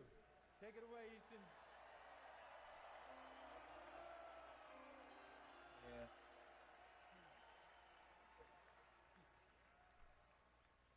With the 17th pick in the 2026 NFL Draft, the Detroit Lions select Blake Miller, tackle, Clemson. Offensive tackle. That's who you want. Blake Miller is Clemson's Iron Man. He won the starting job at right tackle to begin his true freshman year, and he never gave it up. 4-year starter, 54 games, started them all. Clemson says he has its career record for most snaps from scrimmage. He never came off the field. He didn't. He was a consistent player for Clemson. Where they had some underachievers, he wasn't. Week in and week out, he was out there, durable, reliable. Penei Sewell's going to left tackle. They were going to leave him at right tackle. Maybe Monroe Freeland steps in here, but now you know Blake Miller is the right tackle. He's got him at central casting, Lou. Yeah. A 6'6" and a quarter, 6'6" and a half, 317 with long arms, ran 504, 32 vertical, 32 reps. You mentioned the 3,778 snaps and 54 starts. Battle-tested kid, does play a little high, but he looks the part of a heck of a right tackle. Yeah, this is super competitive, right? When you watch his tape, this guy's a mauler in the run game. When the hands are tight and the timing is right in his pass pro, he can anchor, he can punch, he can stone you. But they struggled as far as their pass block win rate, their effectiveness last year. Derek Goff's effectiveness dropped off a cliff when he was pressured. The statistics bear it out. They needed to address the offensive line. This is a foundational building block draft pick. All right, we'll stay in the NFC North here as the Lions take Blake Miller, and now the Minnesota Vikings will select next at number 18. That pick is in. A reminder, the cadence coming a little more quickly this year. Rather than 10 minutes between selections, as there have been for the last several years, there's only 8 minutes here, and most teams have not used all 8. So here come the Minnesota Vikings at 18, and the commissioner, Roger Goodell. With the 18th pick in the 2026 NFL Draft, the Minnesota Vikings select Caleb Banks, defensive end, Florida. A transfer from Louisville, spent 3 years at Florida, limited to just 3 games last year because of a foot injury, but he had 4.5 sacks the year before, and he has the athleticism of a basketball star, Booger, which he was in high school. Well, Greeny, think about this. When they made him, they don't make many guys that look like this. 6'6", 327 pounds, 35-inch arms, 10-inch hands. He only played 3 games this past season. If you don't know what he was, go back to the 24 season and watch the game against LSU. Simply lined up and dominated. A long defensive tackle. Big. At his best, Mel, I think he's got Chris Jones-like potential inside.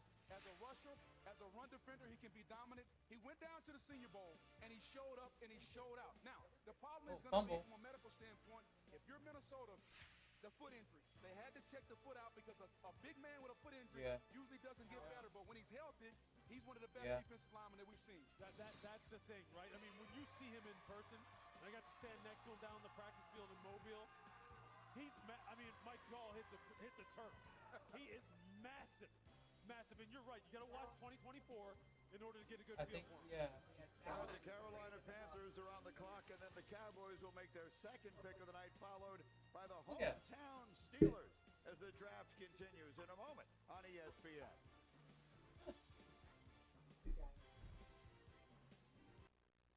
It's like they do like 4 picks every single time.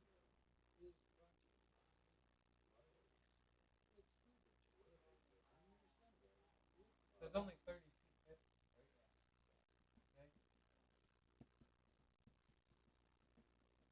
So we're almost done.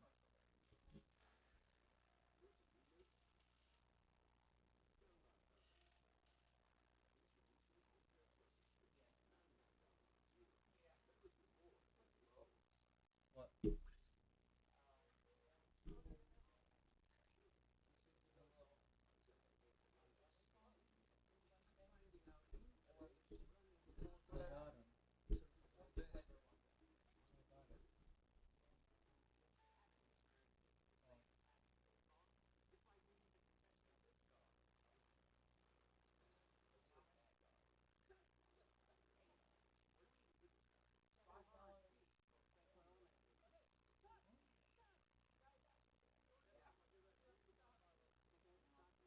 Wait, do they sell those things? Do they sell those, what are those things called? It's like the plastic jugs. You know what I'm talking about? Jugs? Do they sell them there?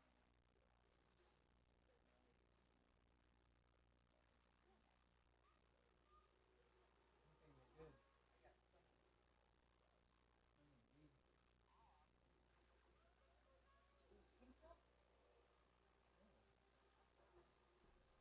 Pink milk.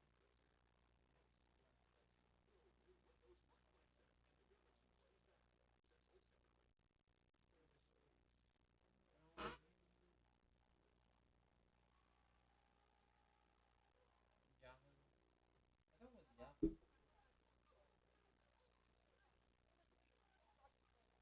Is there any cereal there? Or they don't sell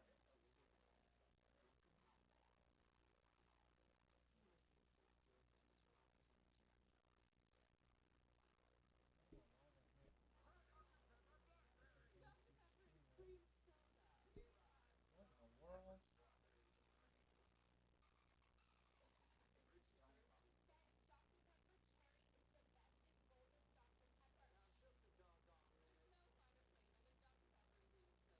Wait, is that Mercedes Monet wrestling? I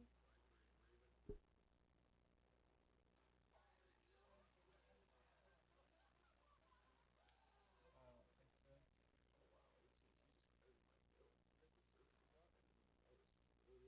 Her pick is already in. Who do you guys want?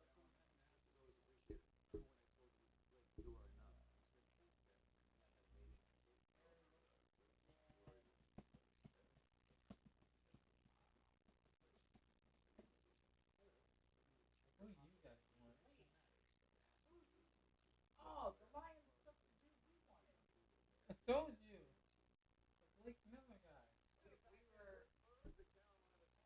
to pick that Blake Miller. Moment, and I can also tell you, politics and football make strange bedfellows. The Eagles and Cowboys made a trade. The two arch rivals. Philly moving up a few spots, so they will select next, having made that trade with the Cowboys to number 20. But first, the Panthers at 19, and the commissioner, Roger Goodell. With the 19th pick in the 2026 NFL Draft, the Carolina Panthers select Monroe Freeling, tackle, Georgia. Out of Charleston, South Carolina, he is big. 6'7", 315. Played a lot his first 2 seasons, but didn't become the full-time left tackle till last year when he was named second team All-SEC. Had him as the 13th best player in this draft. Carolina gets him at 19. At the injury at left tackle, you're talking about a guy like this stepping in for a Bryce Young at quarterback. size is an issue with Bryce. He needs that clean pocket. You talk about Monroe Freely, 6'7 and a half, 315 pounds. Talk about 34 and a half arms. You talk about vertical jump of 33 and a half and a 4'9", 340 with huge hands. Only 17 starts, but in pass pro this year, did a great job. Run blocking needs to be improved. Blake Miller had 54 starts. This kid only had 17, so he's still a work in progress. I thought he'd actually go a little earlier than this. I think at this point for Carolina, knowing that Bryce Young is at his best, when he gets that clean pocket, they can see that field book. This makes sense for the Carolina Panthers. This kid's best football is ahead. And the way he improved in pass pro with only limited starts, basically only a one-year starter, speaks volumes what kind of player he can be next year and moving forward. Yeah, I mean, he's 6'7", right? So he's got to get that frame down. Punch timing has to be improved. But they're going to pencil him in at left tackle for Ike Ekwonu.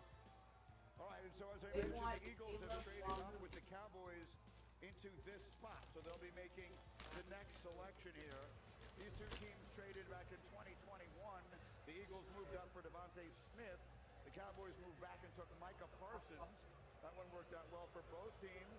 We'll see how this one works out. The Eagles pick at number 20. With the 20th pick in the 2026 NFL Draft, the Philadelphia Eagles select Makai Lemon. Oh, receiver. Makai Lemon. You little bastards. So they the probably Philadelphia were going to Eagles pick take him. wide receiver. If you've been That's following why the they NFL traded up offseason to get news, ahead of you are aware that that is significant in a variety of ways, up to and including the possibility they'll be trading their star, A.J. Brown. Well, let's talk about Lemon. He won the Biletnikoff Award last year as the top receiver in the nation, over 1,100 yards receiving and 11 touchdowns. Mel, you have been that's why they got rid of since September. Howie Roseman does a great job as the Hall of Fame GM, right? Makai Lemon plays fierce. And I say that because with the ball in his hands, he attacks the ball. He only had one drop. He doesn't drop the football at all. After the catch, try to tackle him. You know how tough it would be. You're a former defensive back. Getting this hit to the ground, he plays fierce. He attacks the ball. He runs so well after the catch. And he was also an outstanding punt returner, average almost 12 yards per punt return against Iowa. And you know Phil Parker's defense, they know who they have to stop, right? They couldn't stop Makai Lemon. Against Iowa, he had 10 catches for 153 yards and a touchdown in that game. Route running, hands, versatility. Look at that football IQ, yards after catch, plenty of yak there. Return skills, an added bonus. He was one of my favorite players in the draft all year. We talked about him on the first draft podcast screening. I thought he could possibly drop because he's not the LTP'er. He doesn't look the part of that elite one. But I'll tell you what, Devontae and company, Jalen Hurts is going to love this kid. You know, when you talk to some of the receiver coaches, one of the compliments they gave him, he plays bigger than he is. And the toughness that you'll have. And when you're Philadelphia with all the A.J. Brown conversation looming, this is another weapon for Jalen Hurts. In a big-time year with all the noise coming out of Philadelphia, interesting how Howie Roseman, with all that noise, goes and gets Jalen Hurts another weapon with the A.J. Brown situation looming. Yeah, look, if you just turn on that Iowa game that Mel's referencing, you'll sit there and go, this guy's the number one all day. I mean, he made some plays in that game, especially in contested catch situations and in the middle of the field, that you're sitting there and going, wait a second now. This guy's only 5'11", 194, 195, and he runs 4.53. So how is he doing this? He has got the heart of a lion, and he's going to really, really make himself a very popular player in Philadelphia just because of the way he plays. This is a steal. According to our predictor, there was only a 4% chance that Makai Lemon would be available at number 20. Tonight, let's take a look at some of the highlights. There's 11th highest rated player on my board. Watch him here. Sell the route, the burst, the ability to make every catch. When it's off target, he's catching the football with his hands, but he has the body catch he does. He knows how to, he's a natural pass catcher. Look at the catch here. This is phenomenal stuff. You know, this was on a consistent basis, week in and week out. He's in flash here, flash there. He did it every week, and he's got the added bonus of those return skills. I'll tell you what, you get the ball in his hands, you can see him here. He's going to break tackles. You better bring it as a defensive back when you're trying to tackle this kid, Lou. Yeah, one of the things I love the most about him is football IQ. Against zone coverage, you better not lose him, because he'll just chew you up. He'll be a first down producing machine. All right, Marriott Bonvoy takes us down to the stage. Laura Rutledge is standing by with Makai Lemon. Laura. Makai, from the first time you ever put on pads and a helmet to this moment right here, being a first-round pick in the NFL draft, what has defined your journey? Man, I ain't gonna lie, I'm just so blessed right now. You know, I just praise the Lord for every moment, really. It's a dream come true. I can't even believe this right now. When you look out at those Philly fans and you think about the fan base that's about to embrace you with open arms, what will they love most about you? And they getting the door. It's ready to work, for real. I ain't doing no plan. That's not even... Thank you, Makai. Congratulations. Thank you. All right, Laura, thank you. And as the NFL moves this draft from city to city, one of the highlights is always when the hometown team makes its selection. That moment has come. The Steelers at 21. This year we've had a revival of the terrible cow. You'll see thousands upon thousands of terrible cows waving out in those stands today. The terrible cow is poised. You're doing this the whole presentation for the Steelers. Nobody else got this shit. Oh, man.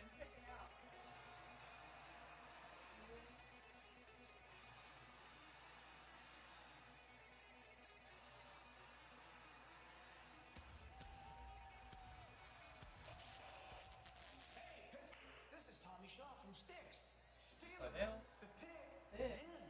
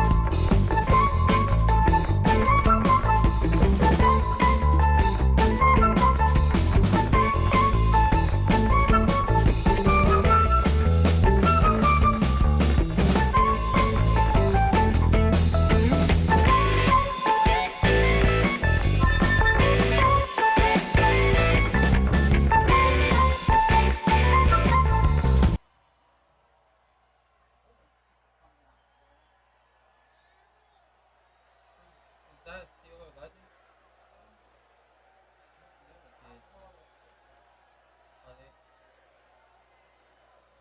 The Pittsburgh Steelers are committed to growing the game of football and celebrating athletes at every level. Joining me on stage are 6 Jerome Bettis Leadership Award recipients, featuring both high school tackle players and flag football athletes. Oh. Jerome? So they play football. The Jerome Bettis Leadership Award recognizes high school football players who demonstrate leadership, character, and service, both on and off the field. Congratulations to each of you. We wish all of you the best as you continue your football journeys. The last time I introduced the Steelers' first-round pick, I was fortunate to introduce T.J. Watt.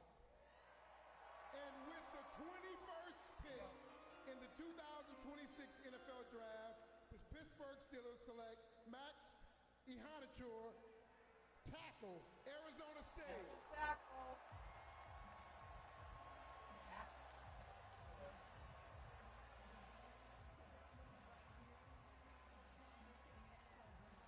What an extraordinary scene here in Pittsburgh, and an extraordinary story is Max Ihanachor.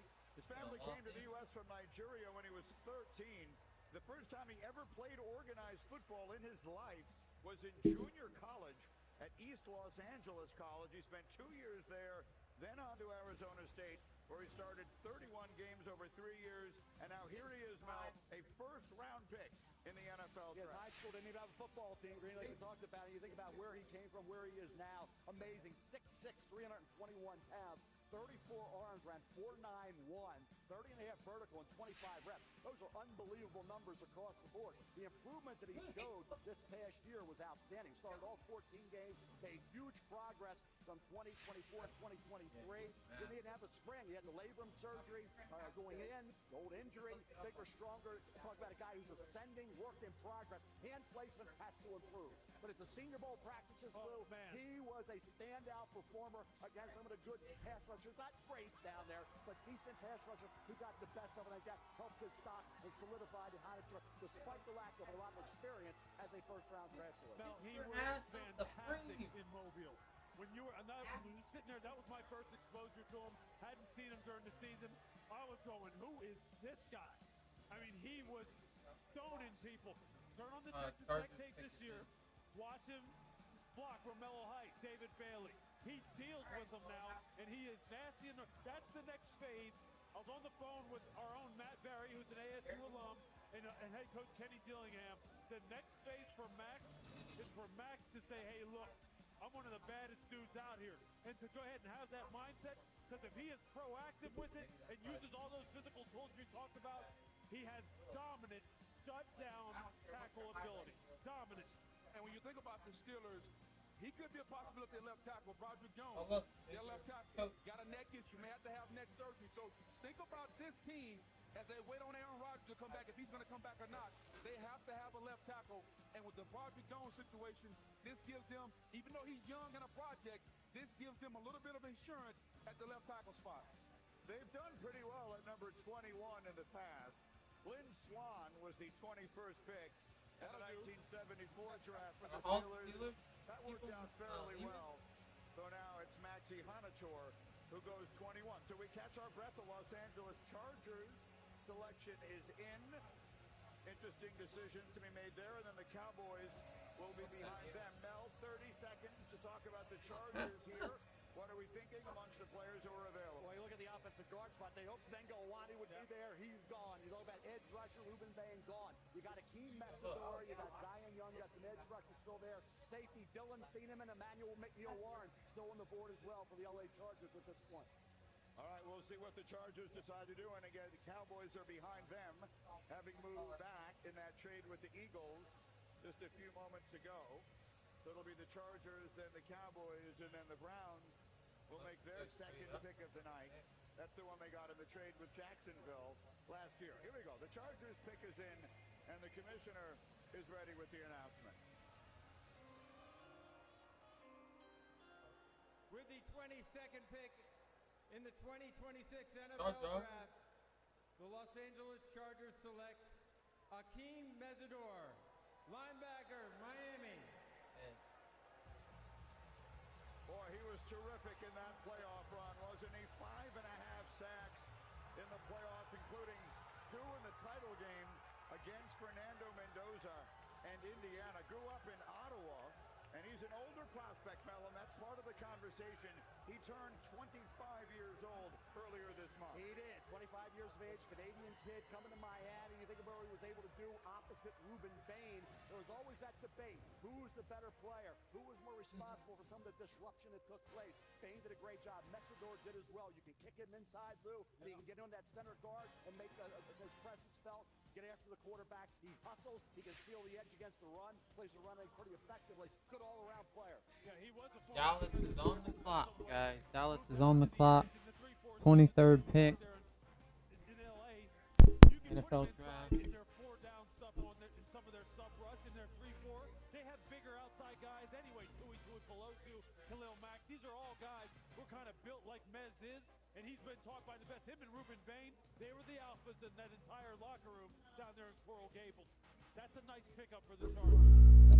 So Messidor and Bain each go off the board in the last hour or so. Yeah.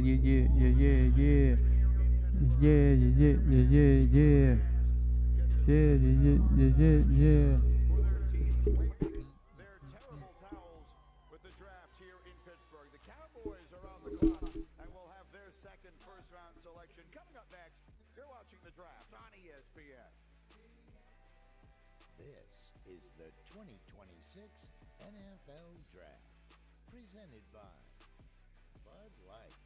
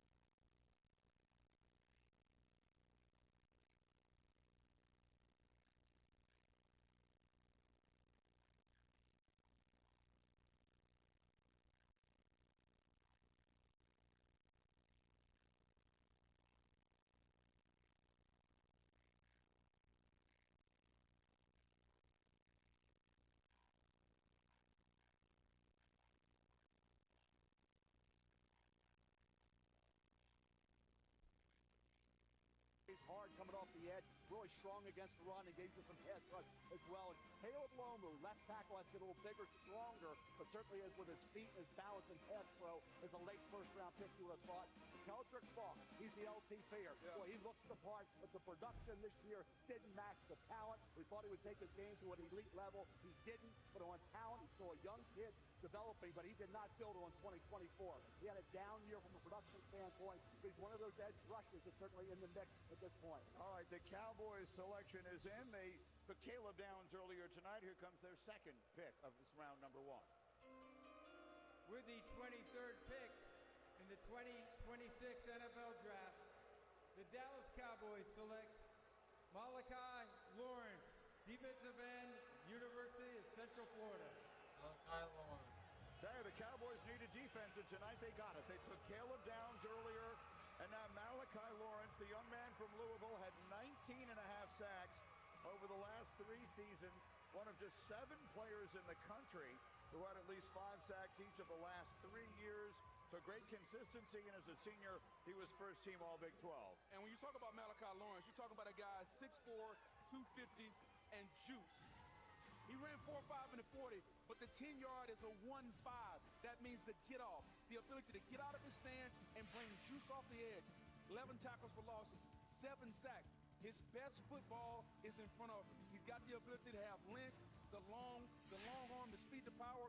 His best rush moves, Lou, are in front of him. I just like how much juice he has. And if you're Dallas, you get Caleb Downs, you get Malachi Lawrence. I like that combination. Yeah, that first clip against Baylor, he absolutely just whipped that tackle from Baylor all day long, knocking the ball off the quarterback. I really thought his hand use was kind of like advanced. Damn. I mean, he had hands left, swats. I mean, he was all over the place, and he plays hard. That's the thing I liked about him. That's a nice pickup for Dallas. That's a nice player. And they traded back to take him. So those are the two newest Dallas Cowboys. The Cleveland Browns are on the board. There's Malachi Lawrence. He's headed to Big D. The Browns are on the clock. And we're back in a moment in Pittsburgh.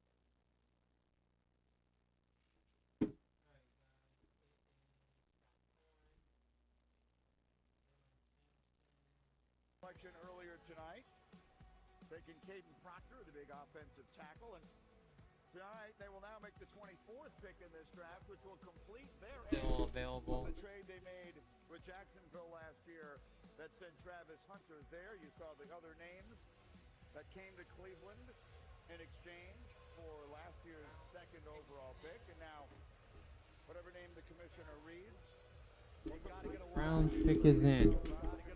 Oh, he's getting booed. He's getting booed, ladies and gentlemen. With the 24th pick in the 2026 NFL Draft, the Cleveland Browns select Casey Concepcion, wide receiver, Texas A&M. There you go, Mel. Let's underline it. The Browns wide receivers had the fewest receptions, the fewest receiving yards, and the fewest touchdown catches in the NFL last year. So now they get the tackle and they get the wide receiver in round one tonight. And Shador can get him the ball. He's an accurate thrower of the football. But Casey Concepcion's got to be more consistent catching the football. He had 7 drops this past year. What I liked about him, when he had a drop, it didn't bother him. It didn't haunt him the rest of the game. He's a great punt returner as well. But after the ball is in his hands, after the catch, that yak is impressive. This kid battles for everything. He was Kevin Concepcion when he was at NC State as a true freshman, and he caught my eye then. Comes Casey Concepcion, and he's doing the same thing at A&M, but he's got to eliminate some of those drops. You know who my comp for him was Zay Flowers. Todd Monken, the OC in Baltimore, who did he have there? Zay Flowers. So you can tell he understood what he wanted. He wanted juice to run after the catch, the ability to get explosive plays. That determines ball games in the National Football League. I understand the drop, but what's amazing, he didn't have many drops in the punt return.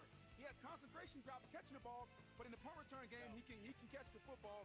But you can tell Todd Monken, the head coach, identified what he wanted. He wanted juice like Zay Flowers. That's the comp, and he went and got it. Yeah, 7.36 yards of yak per reception this year. That just gives you so many different options as far as how to get him the football, whether it be in the screen game, quick slant game. He can win on the go ball down the field as well. I mean, he can do it all. He's got a nice package to him, no question about it. Interestingly, he won the Paul Hornung Award, which emphasizes players who play multiple positions. Last year, Travis Hunter had won it the previous 2 years. Now he comes to Cleveland in the Travis Hunter trade. So we move on from here. The Bears will pick at number 25, and we'll continue in 30 seconds after a word from Roundup Dual Action. Weeds. Does anything keep them from coming back? Roundup Dual Action. Does that say prevents weeds for up to 4 months? Mm-hmm.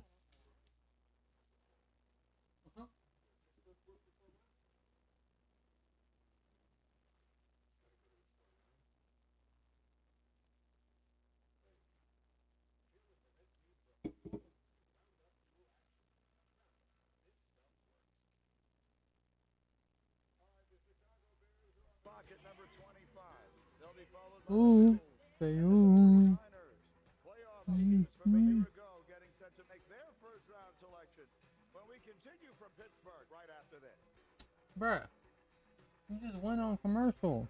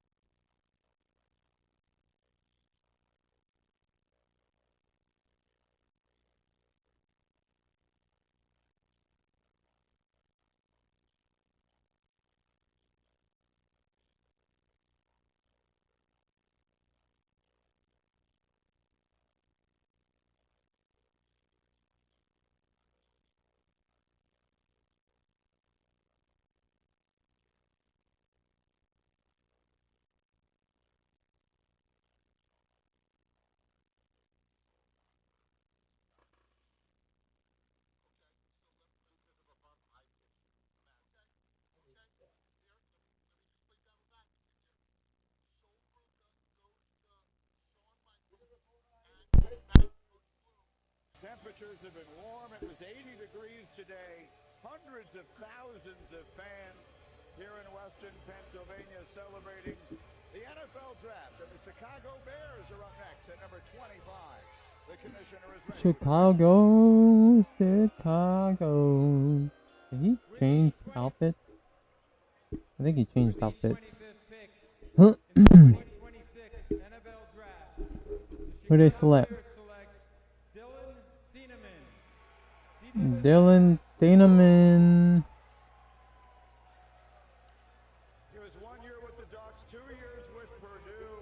Big Ten's freshman of the year. 86 tackles, 2 picks, and a sack last year.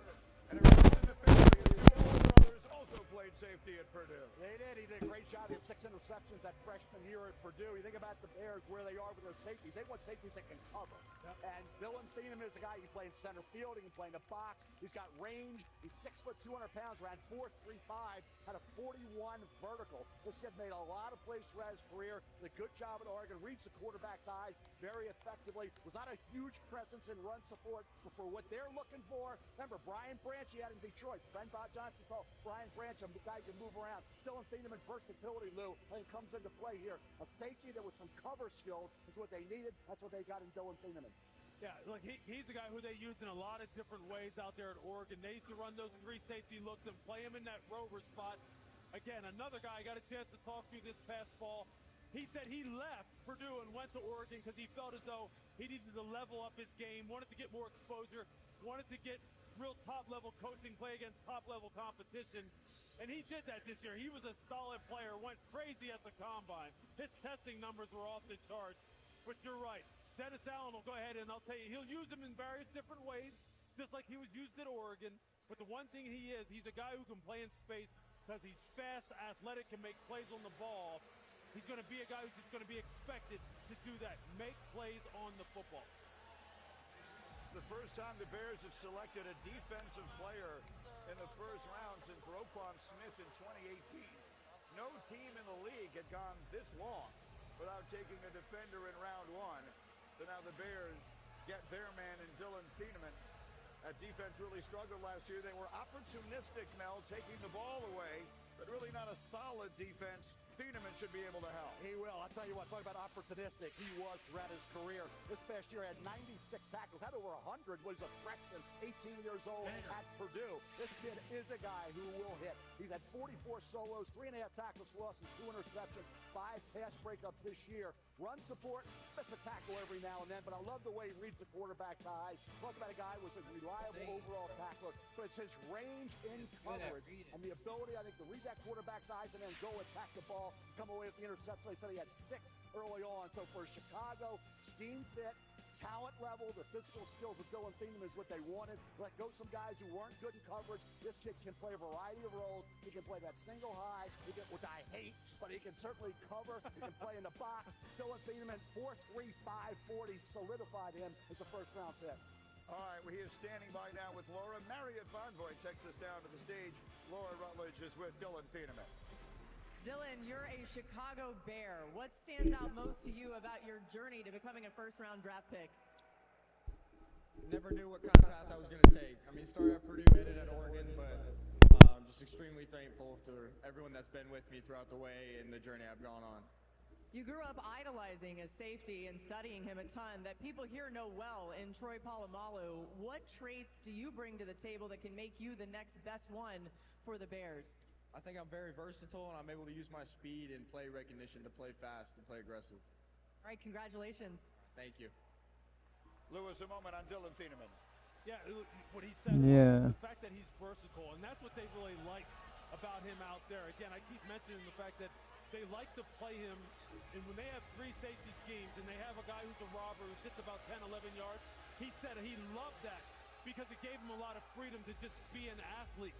And I think that's what Dennis Allen's going to want him to do. Texans pick is in, guys. Where he can be a factor against the run, has some free reign against the pass, and just uses instincts and athletic ability. All right, Houston has made a trade here. They've moved up a couple of spots with. Oh, Houston made a trade? From 28 to 26, and their pick is in. So the commissioner is making his way to the stage to announce Houston's selection. They won a playoff game last year here in Pittsburgh, of course, on a Monday night, and then had a very rough outing in New England the following weekend. Here's the commissioner with the Texans pick as they move up here. So the Texans got 2 picks. That's crazy. With the 26th pick in the 2026 NFL Draft, the Houston Texans select Keelan Rutledge, guard, Georgia Tech. They got a guard, okay. Middle Tennessee State. He's the first Georgia Tech player to be named first team All-American, Lou, in consecutive years since Calvin Johnson. Look, this is a guy who head coach Brent Key said is the best offensive lineman that he's ever coached. Or he has the potential to be the best offensive lineman he's ever coached.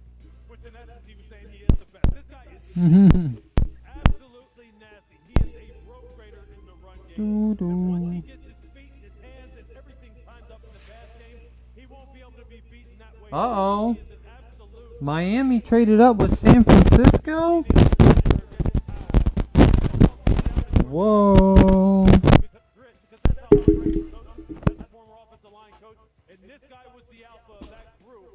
That is a nice pickup.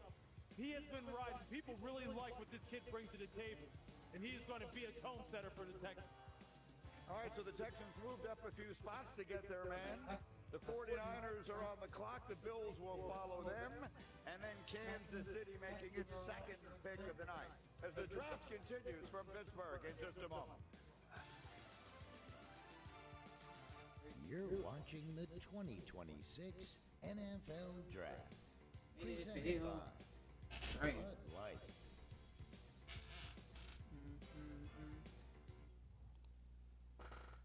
In life and in business.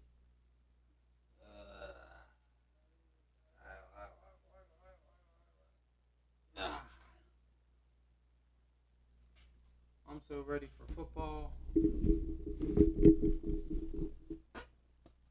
so ready for football.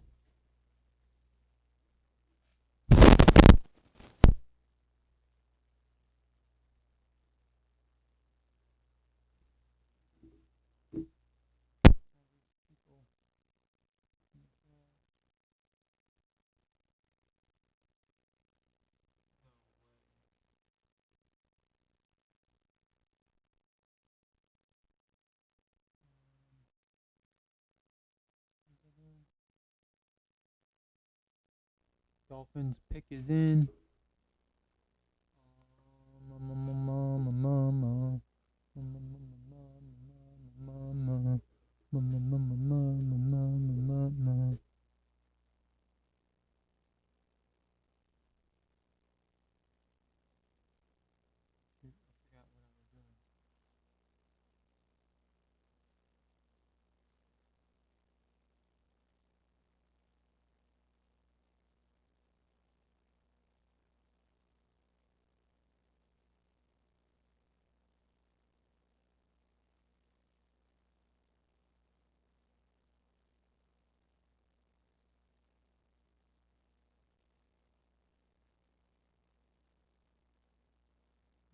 Mama.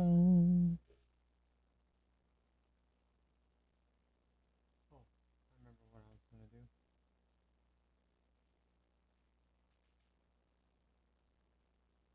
They are still up. Probably not for long, though.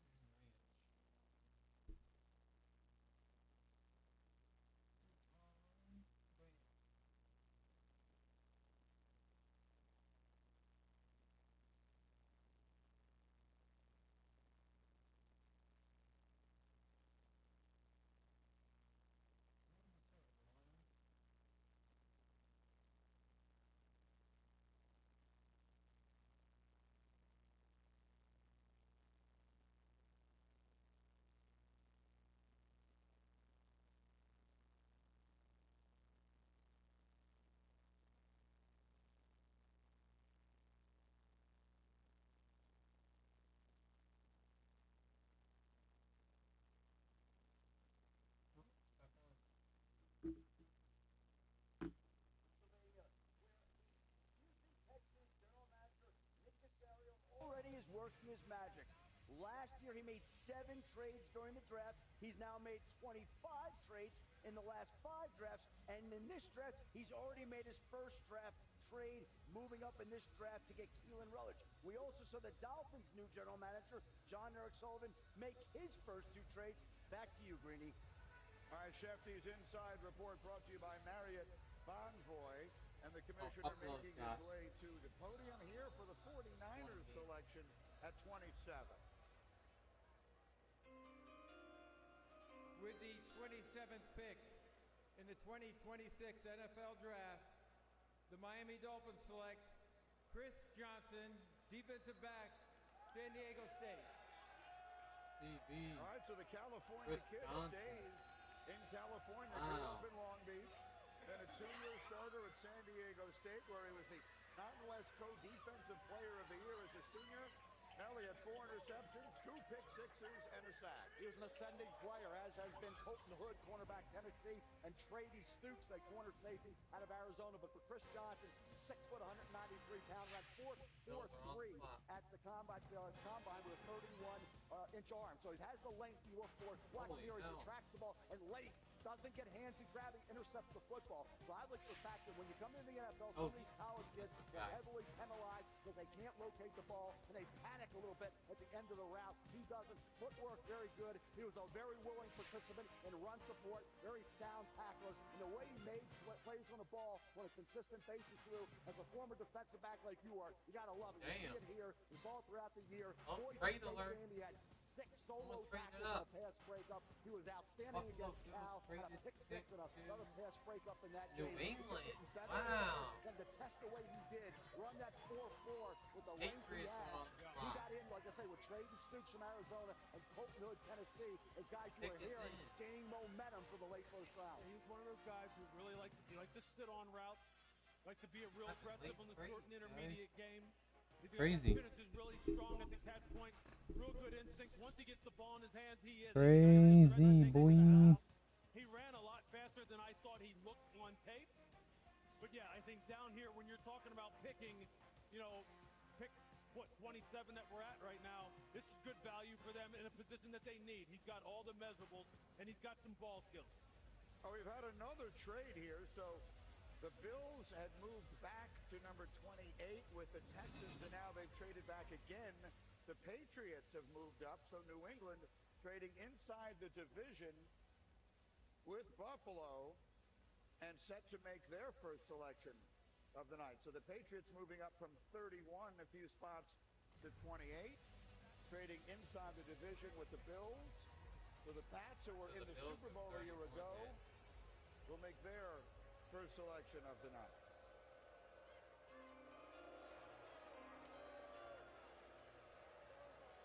With the 28th pick in the 2026 NFL Draft, the New England Patriots select Caleb Lomu, tackle, Utah. Offensive tackle. Another offensive tackle. Wow. He started 24 straight games at left tackle for an outstanding offensive line over the last 2 years. The opposite bookend to Spencer Fano. Lomu did not allow a single sack last year on his way to being named first team All Big 12. Guys, just add a little weight to that frame and get a little stronger, and I think that will assist him in becoming a heck of a player. Didn't allow a sack this year. 2-year starter at left tackle. Remember, Spencer Fano was on the right side because Caleb Lomu did such a solid job at that left tackle spot. As a run blocker, like his ability to wall off the opponent. Power quotient, as I said, is the big factor right now working against him. He's got to get in the weight room, get a little stronger. Oh my, oh my, oh my.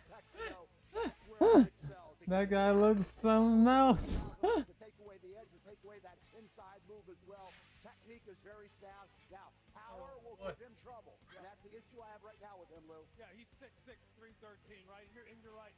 He's one of those guys when you watch him, you go, does he ever really show you any Kansas City is up. The ability, the desire to want to put somebody in the ground. But he's just so efficient and he's effective. You go, okay, I'll take that. But there's more in him. For Kansas City. The Chiefs pick is in. All right, Kansas City is on the clock. The Chiefs will make their second pick of the night. But Caleb Lomu is headed to the AFC champs. And the celebration is on, and the draft continues in just a moment.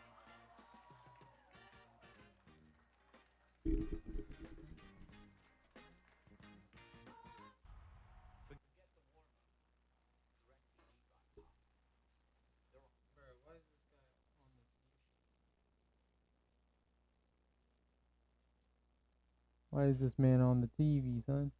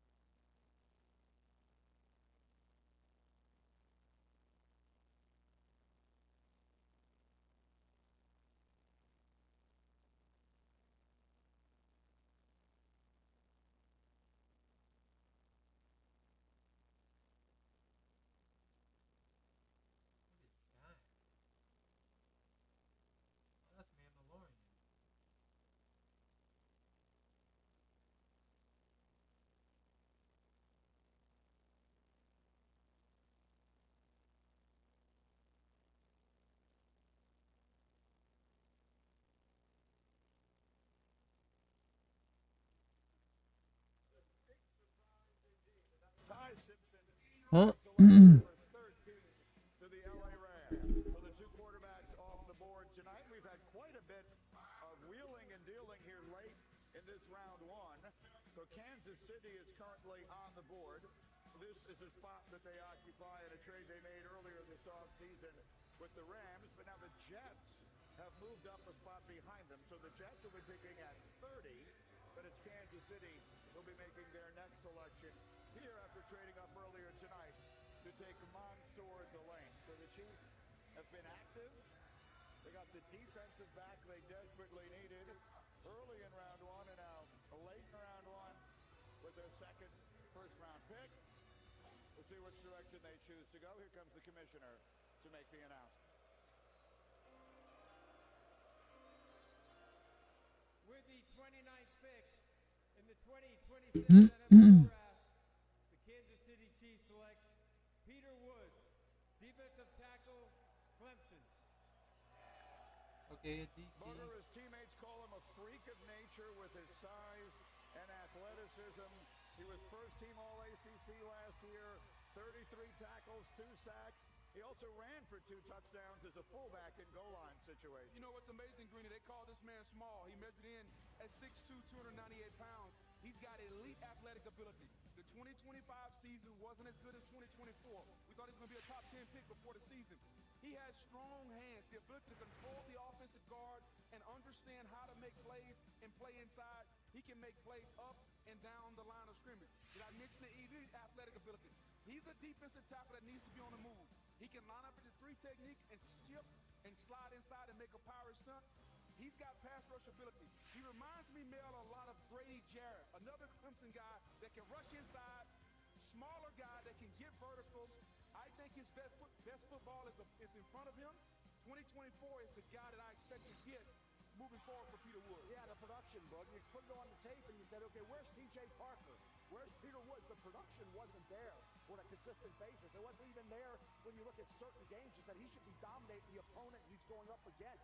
I don't know what happened.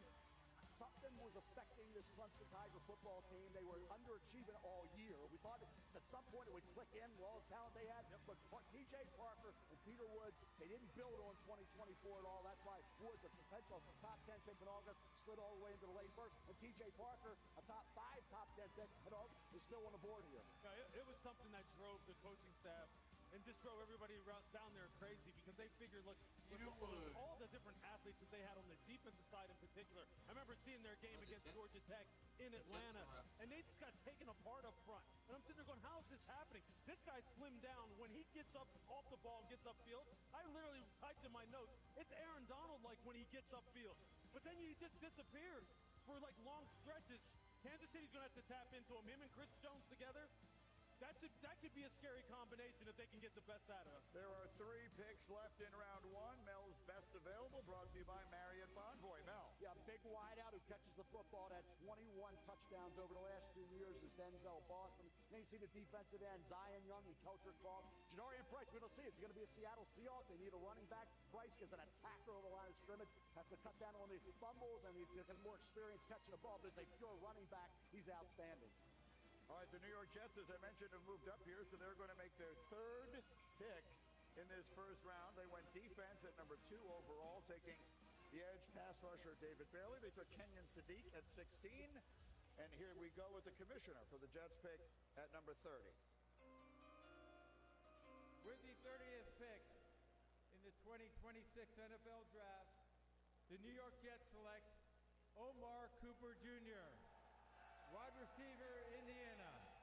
Oh, man. You see the Jet fans excited, and there's good reason for that.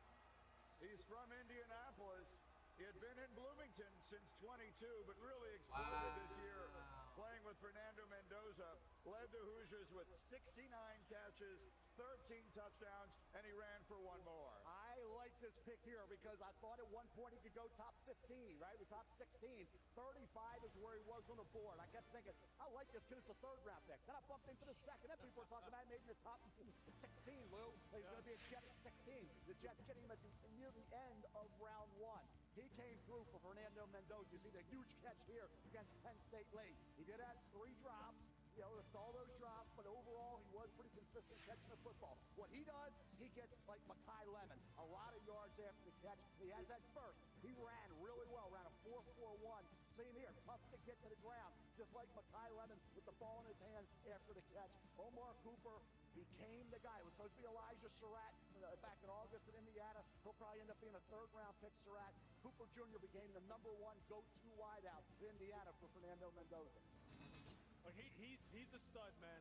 He's a stud. To run after the catch, that's what it's all about. His pro day, the routes that he ran when Fernando was throwing to him out there in Bloomington, he looked great. This is a guy who's just had a really strong year, just a really strong player. Hey, man, you got to tip your cap to the Jets right now, okay? David Bailey, Kenyon Sadiq, Omar Cooper Jr., that's a pretty darn good haul for the first round. On night 1, you got 3 starters right there. You got 3 starters who played their rear ends off in this past college football season. You can't really do any better than that if you're the New York Jets. The only other position that they can obviously, they would obviously like to address is quarterback. But man, that's 3 really, really good players right there. So teams are obviously late in this first round identifying players that they want and making moves for them. The Jets just did that, and the Titans now appear to have done the same. They've traded up into this spot here at number 31. So I believe the Titans will be making the next pick here. The monitor still showing Buffalo, but it is Tennessee that has moved into this spot. So they'll have their selection in a moment. The Titans earlier this evening at number 4 took Carnell Tate, the wide receiver out of Ohio State. So they went offense the first time around. Mel, what were we looking at here for Tennessee? Yeah, if you look what they needed. 31. Yeah, edge rusher was a big thing for Tennessee. Somebody off the edge can get after the quarterback. Interior of the offensive line. Then we talked about linebacker, Lou. Yep. Yeah, defense looks, I mean, look, if you're Robert Saleh, you're sitting there going, hey, look, I need to get some dude. I need somebody to help out, as you talked about, Boog. I need somebody to help out Jeffrey Simmons. What? Molina was playing. On the board here at this point. That's what they got to be looking at. Yeah, I think if you're Tennessee right now, they've identified somebody that they want. The fact that they moved back into this spot, they've identified somebody. Robert Saleh needs somebody up front that brings some juice. We know he wants to rush forward and get after the quarterback. It'll be interesting to see who this pick is. We have one player left in our green room for whatever that is worth. It's Keldrick Falk. So he's one player that remains in the green room tonight with 2 selections remaining. We have the Titans on the clock here at 31, and then the Super Bowl champions, Seattle Seahawks, will make the last pick of round 1 in what has been a fast-moving and very interesting first round. Yeah, it's going to be interesting, I'll tell you, day 2, because there's 2 corners, defensive backs that are on the board that were red hot. Colton Hood from Tennessee and Trayden Stoops from Arizona, corner safety. So, hey, day 2, that second round area, these kids are going to come off the board. Yeah, the top of the second is always one of the most fun areas of the draft to really focus on, because that's where guys who really have first round ability but have some kind of chink in the armor that knocks them down just to that second day. We'll be here for you tomorrow night with every single selection of rounds 2 and 3. But we're not quite done with round 1 yet. Here we go. Here comes Roger Goodell to announce the Titans pick at number 31, round 1 here in Pittsburgh. Pittsburgh, before the Titans pick, congratulations, you set a record for the first night of the draft. 320,000 people here tonight. Congratulations, wow. Pittsburgh. Awesome. With the 31st pick in the 2026 NFL Draft, the Tennessee Titans select Keldrick Falk, defensive end, Auburn. And so every player who came to the draft this season heard his name called on night 1.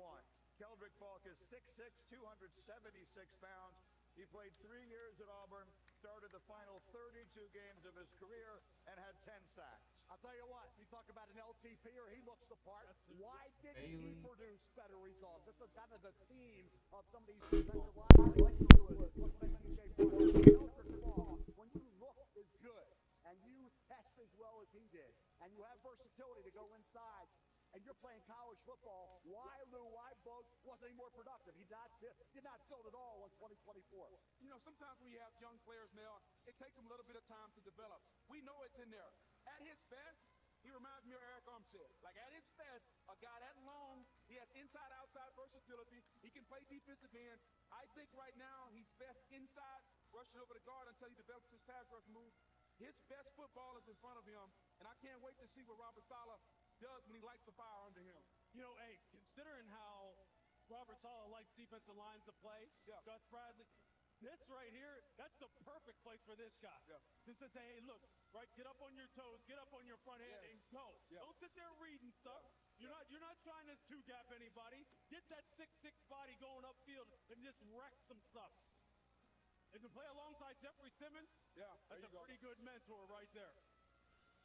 Well, congratulations to Keldrick Falk. I'd like to correct something I said a moment ago with my apologies. There are still 2 players who are here in the green room and have not heard their names called yet, Caden McDonald and Colton Hood. So we'll see if their names are called. We have 1 selection left tonight, and then tomorrow night, obviously, rounds 2 and 3. So I apologize because I was looking at the wrong list there. So there are still 2 players who are in the green room waiting to hear their names called, which they certainly will be between tonight and tomorrow. Keldrick Falk, meanwhile, going to Tennessee. Well, I think you look at edge rusher, we're in the lead area, and he fits the bill of that if he can be productive, if he can take that talent and go out and perform to the level expected. And again, you got coaches in this league. There's coaches in the world, though. You got to teach this kid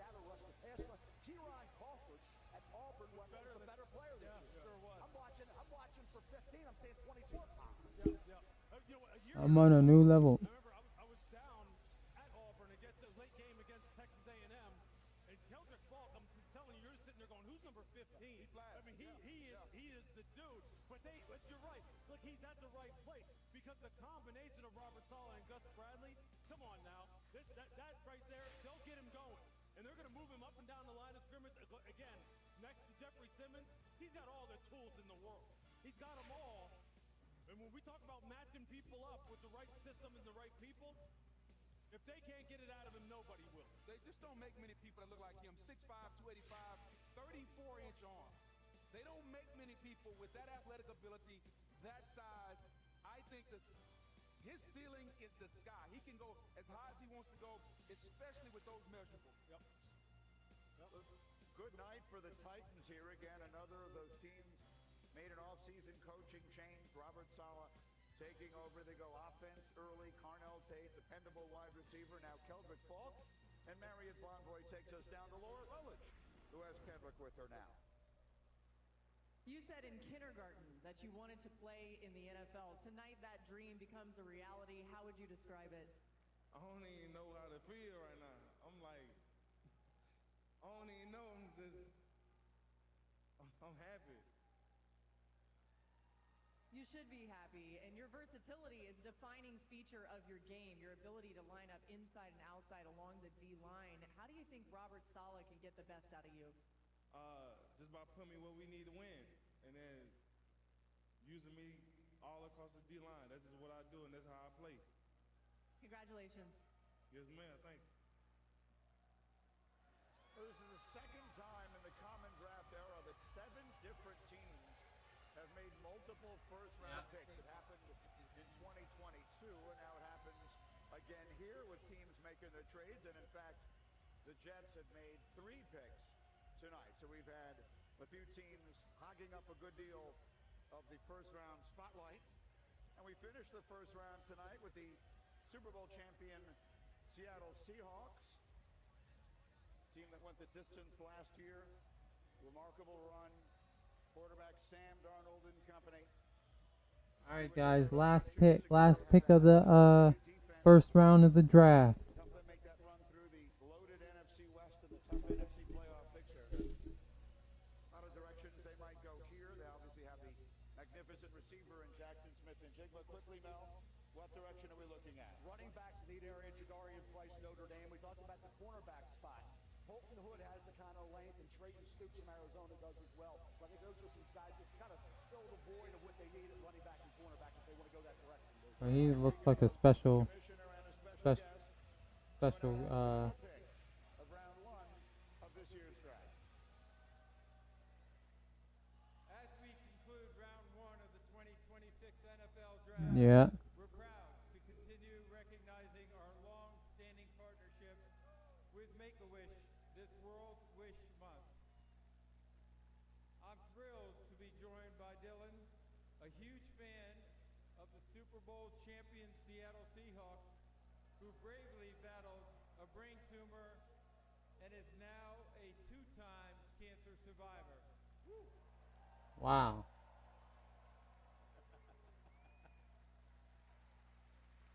This is a wish come true for Dylan, and a chance to take part in one of the most exciting moments in our league. Dylan, when you're ready, stage is yours. What's going on, Pittsburgh? Yeah! I'm so excited to be here to represent the 12s. Oh, and the reigning Super Bowl champion! God, bro. Stop yelling in the mic.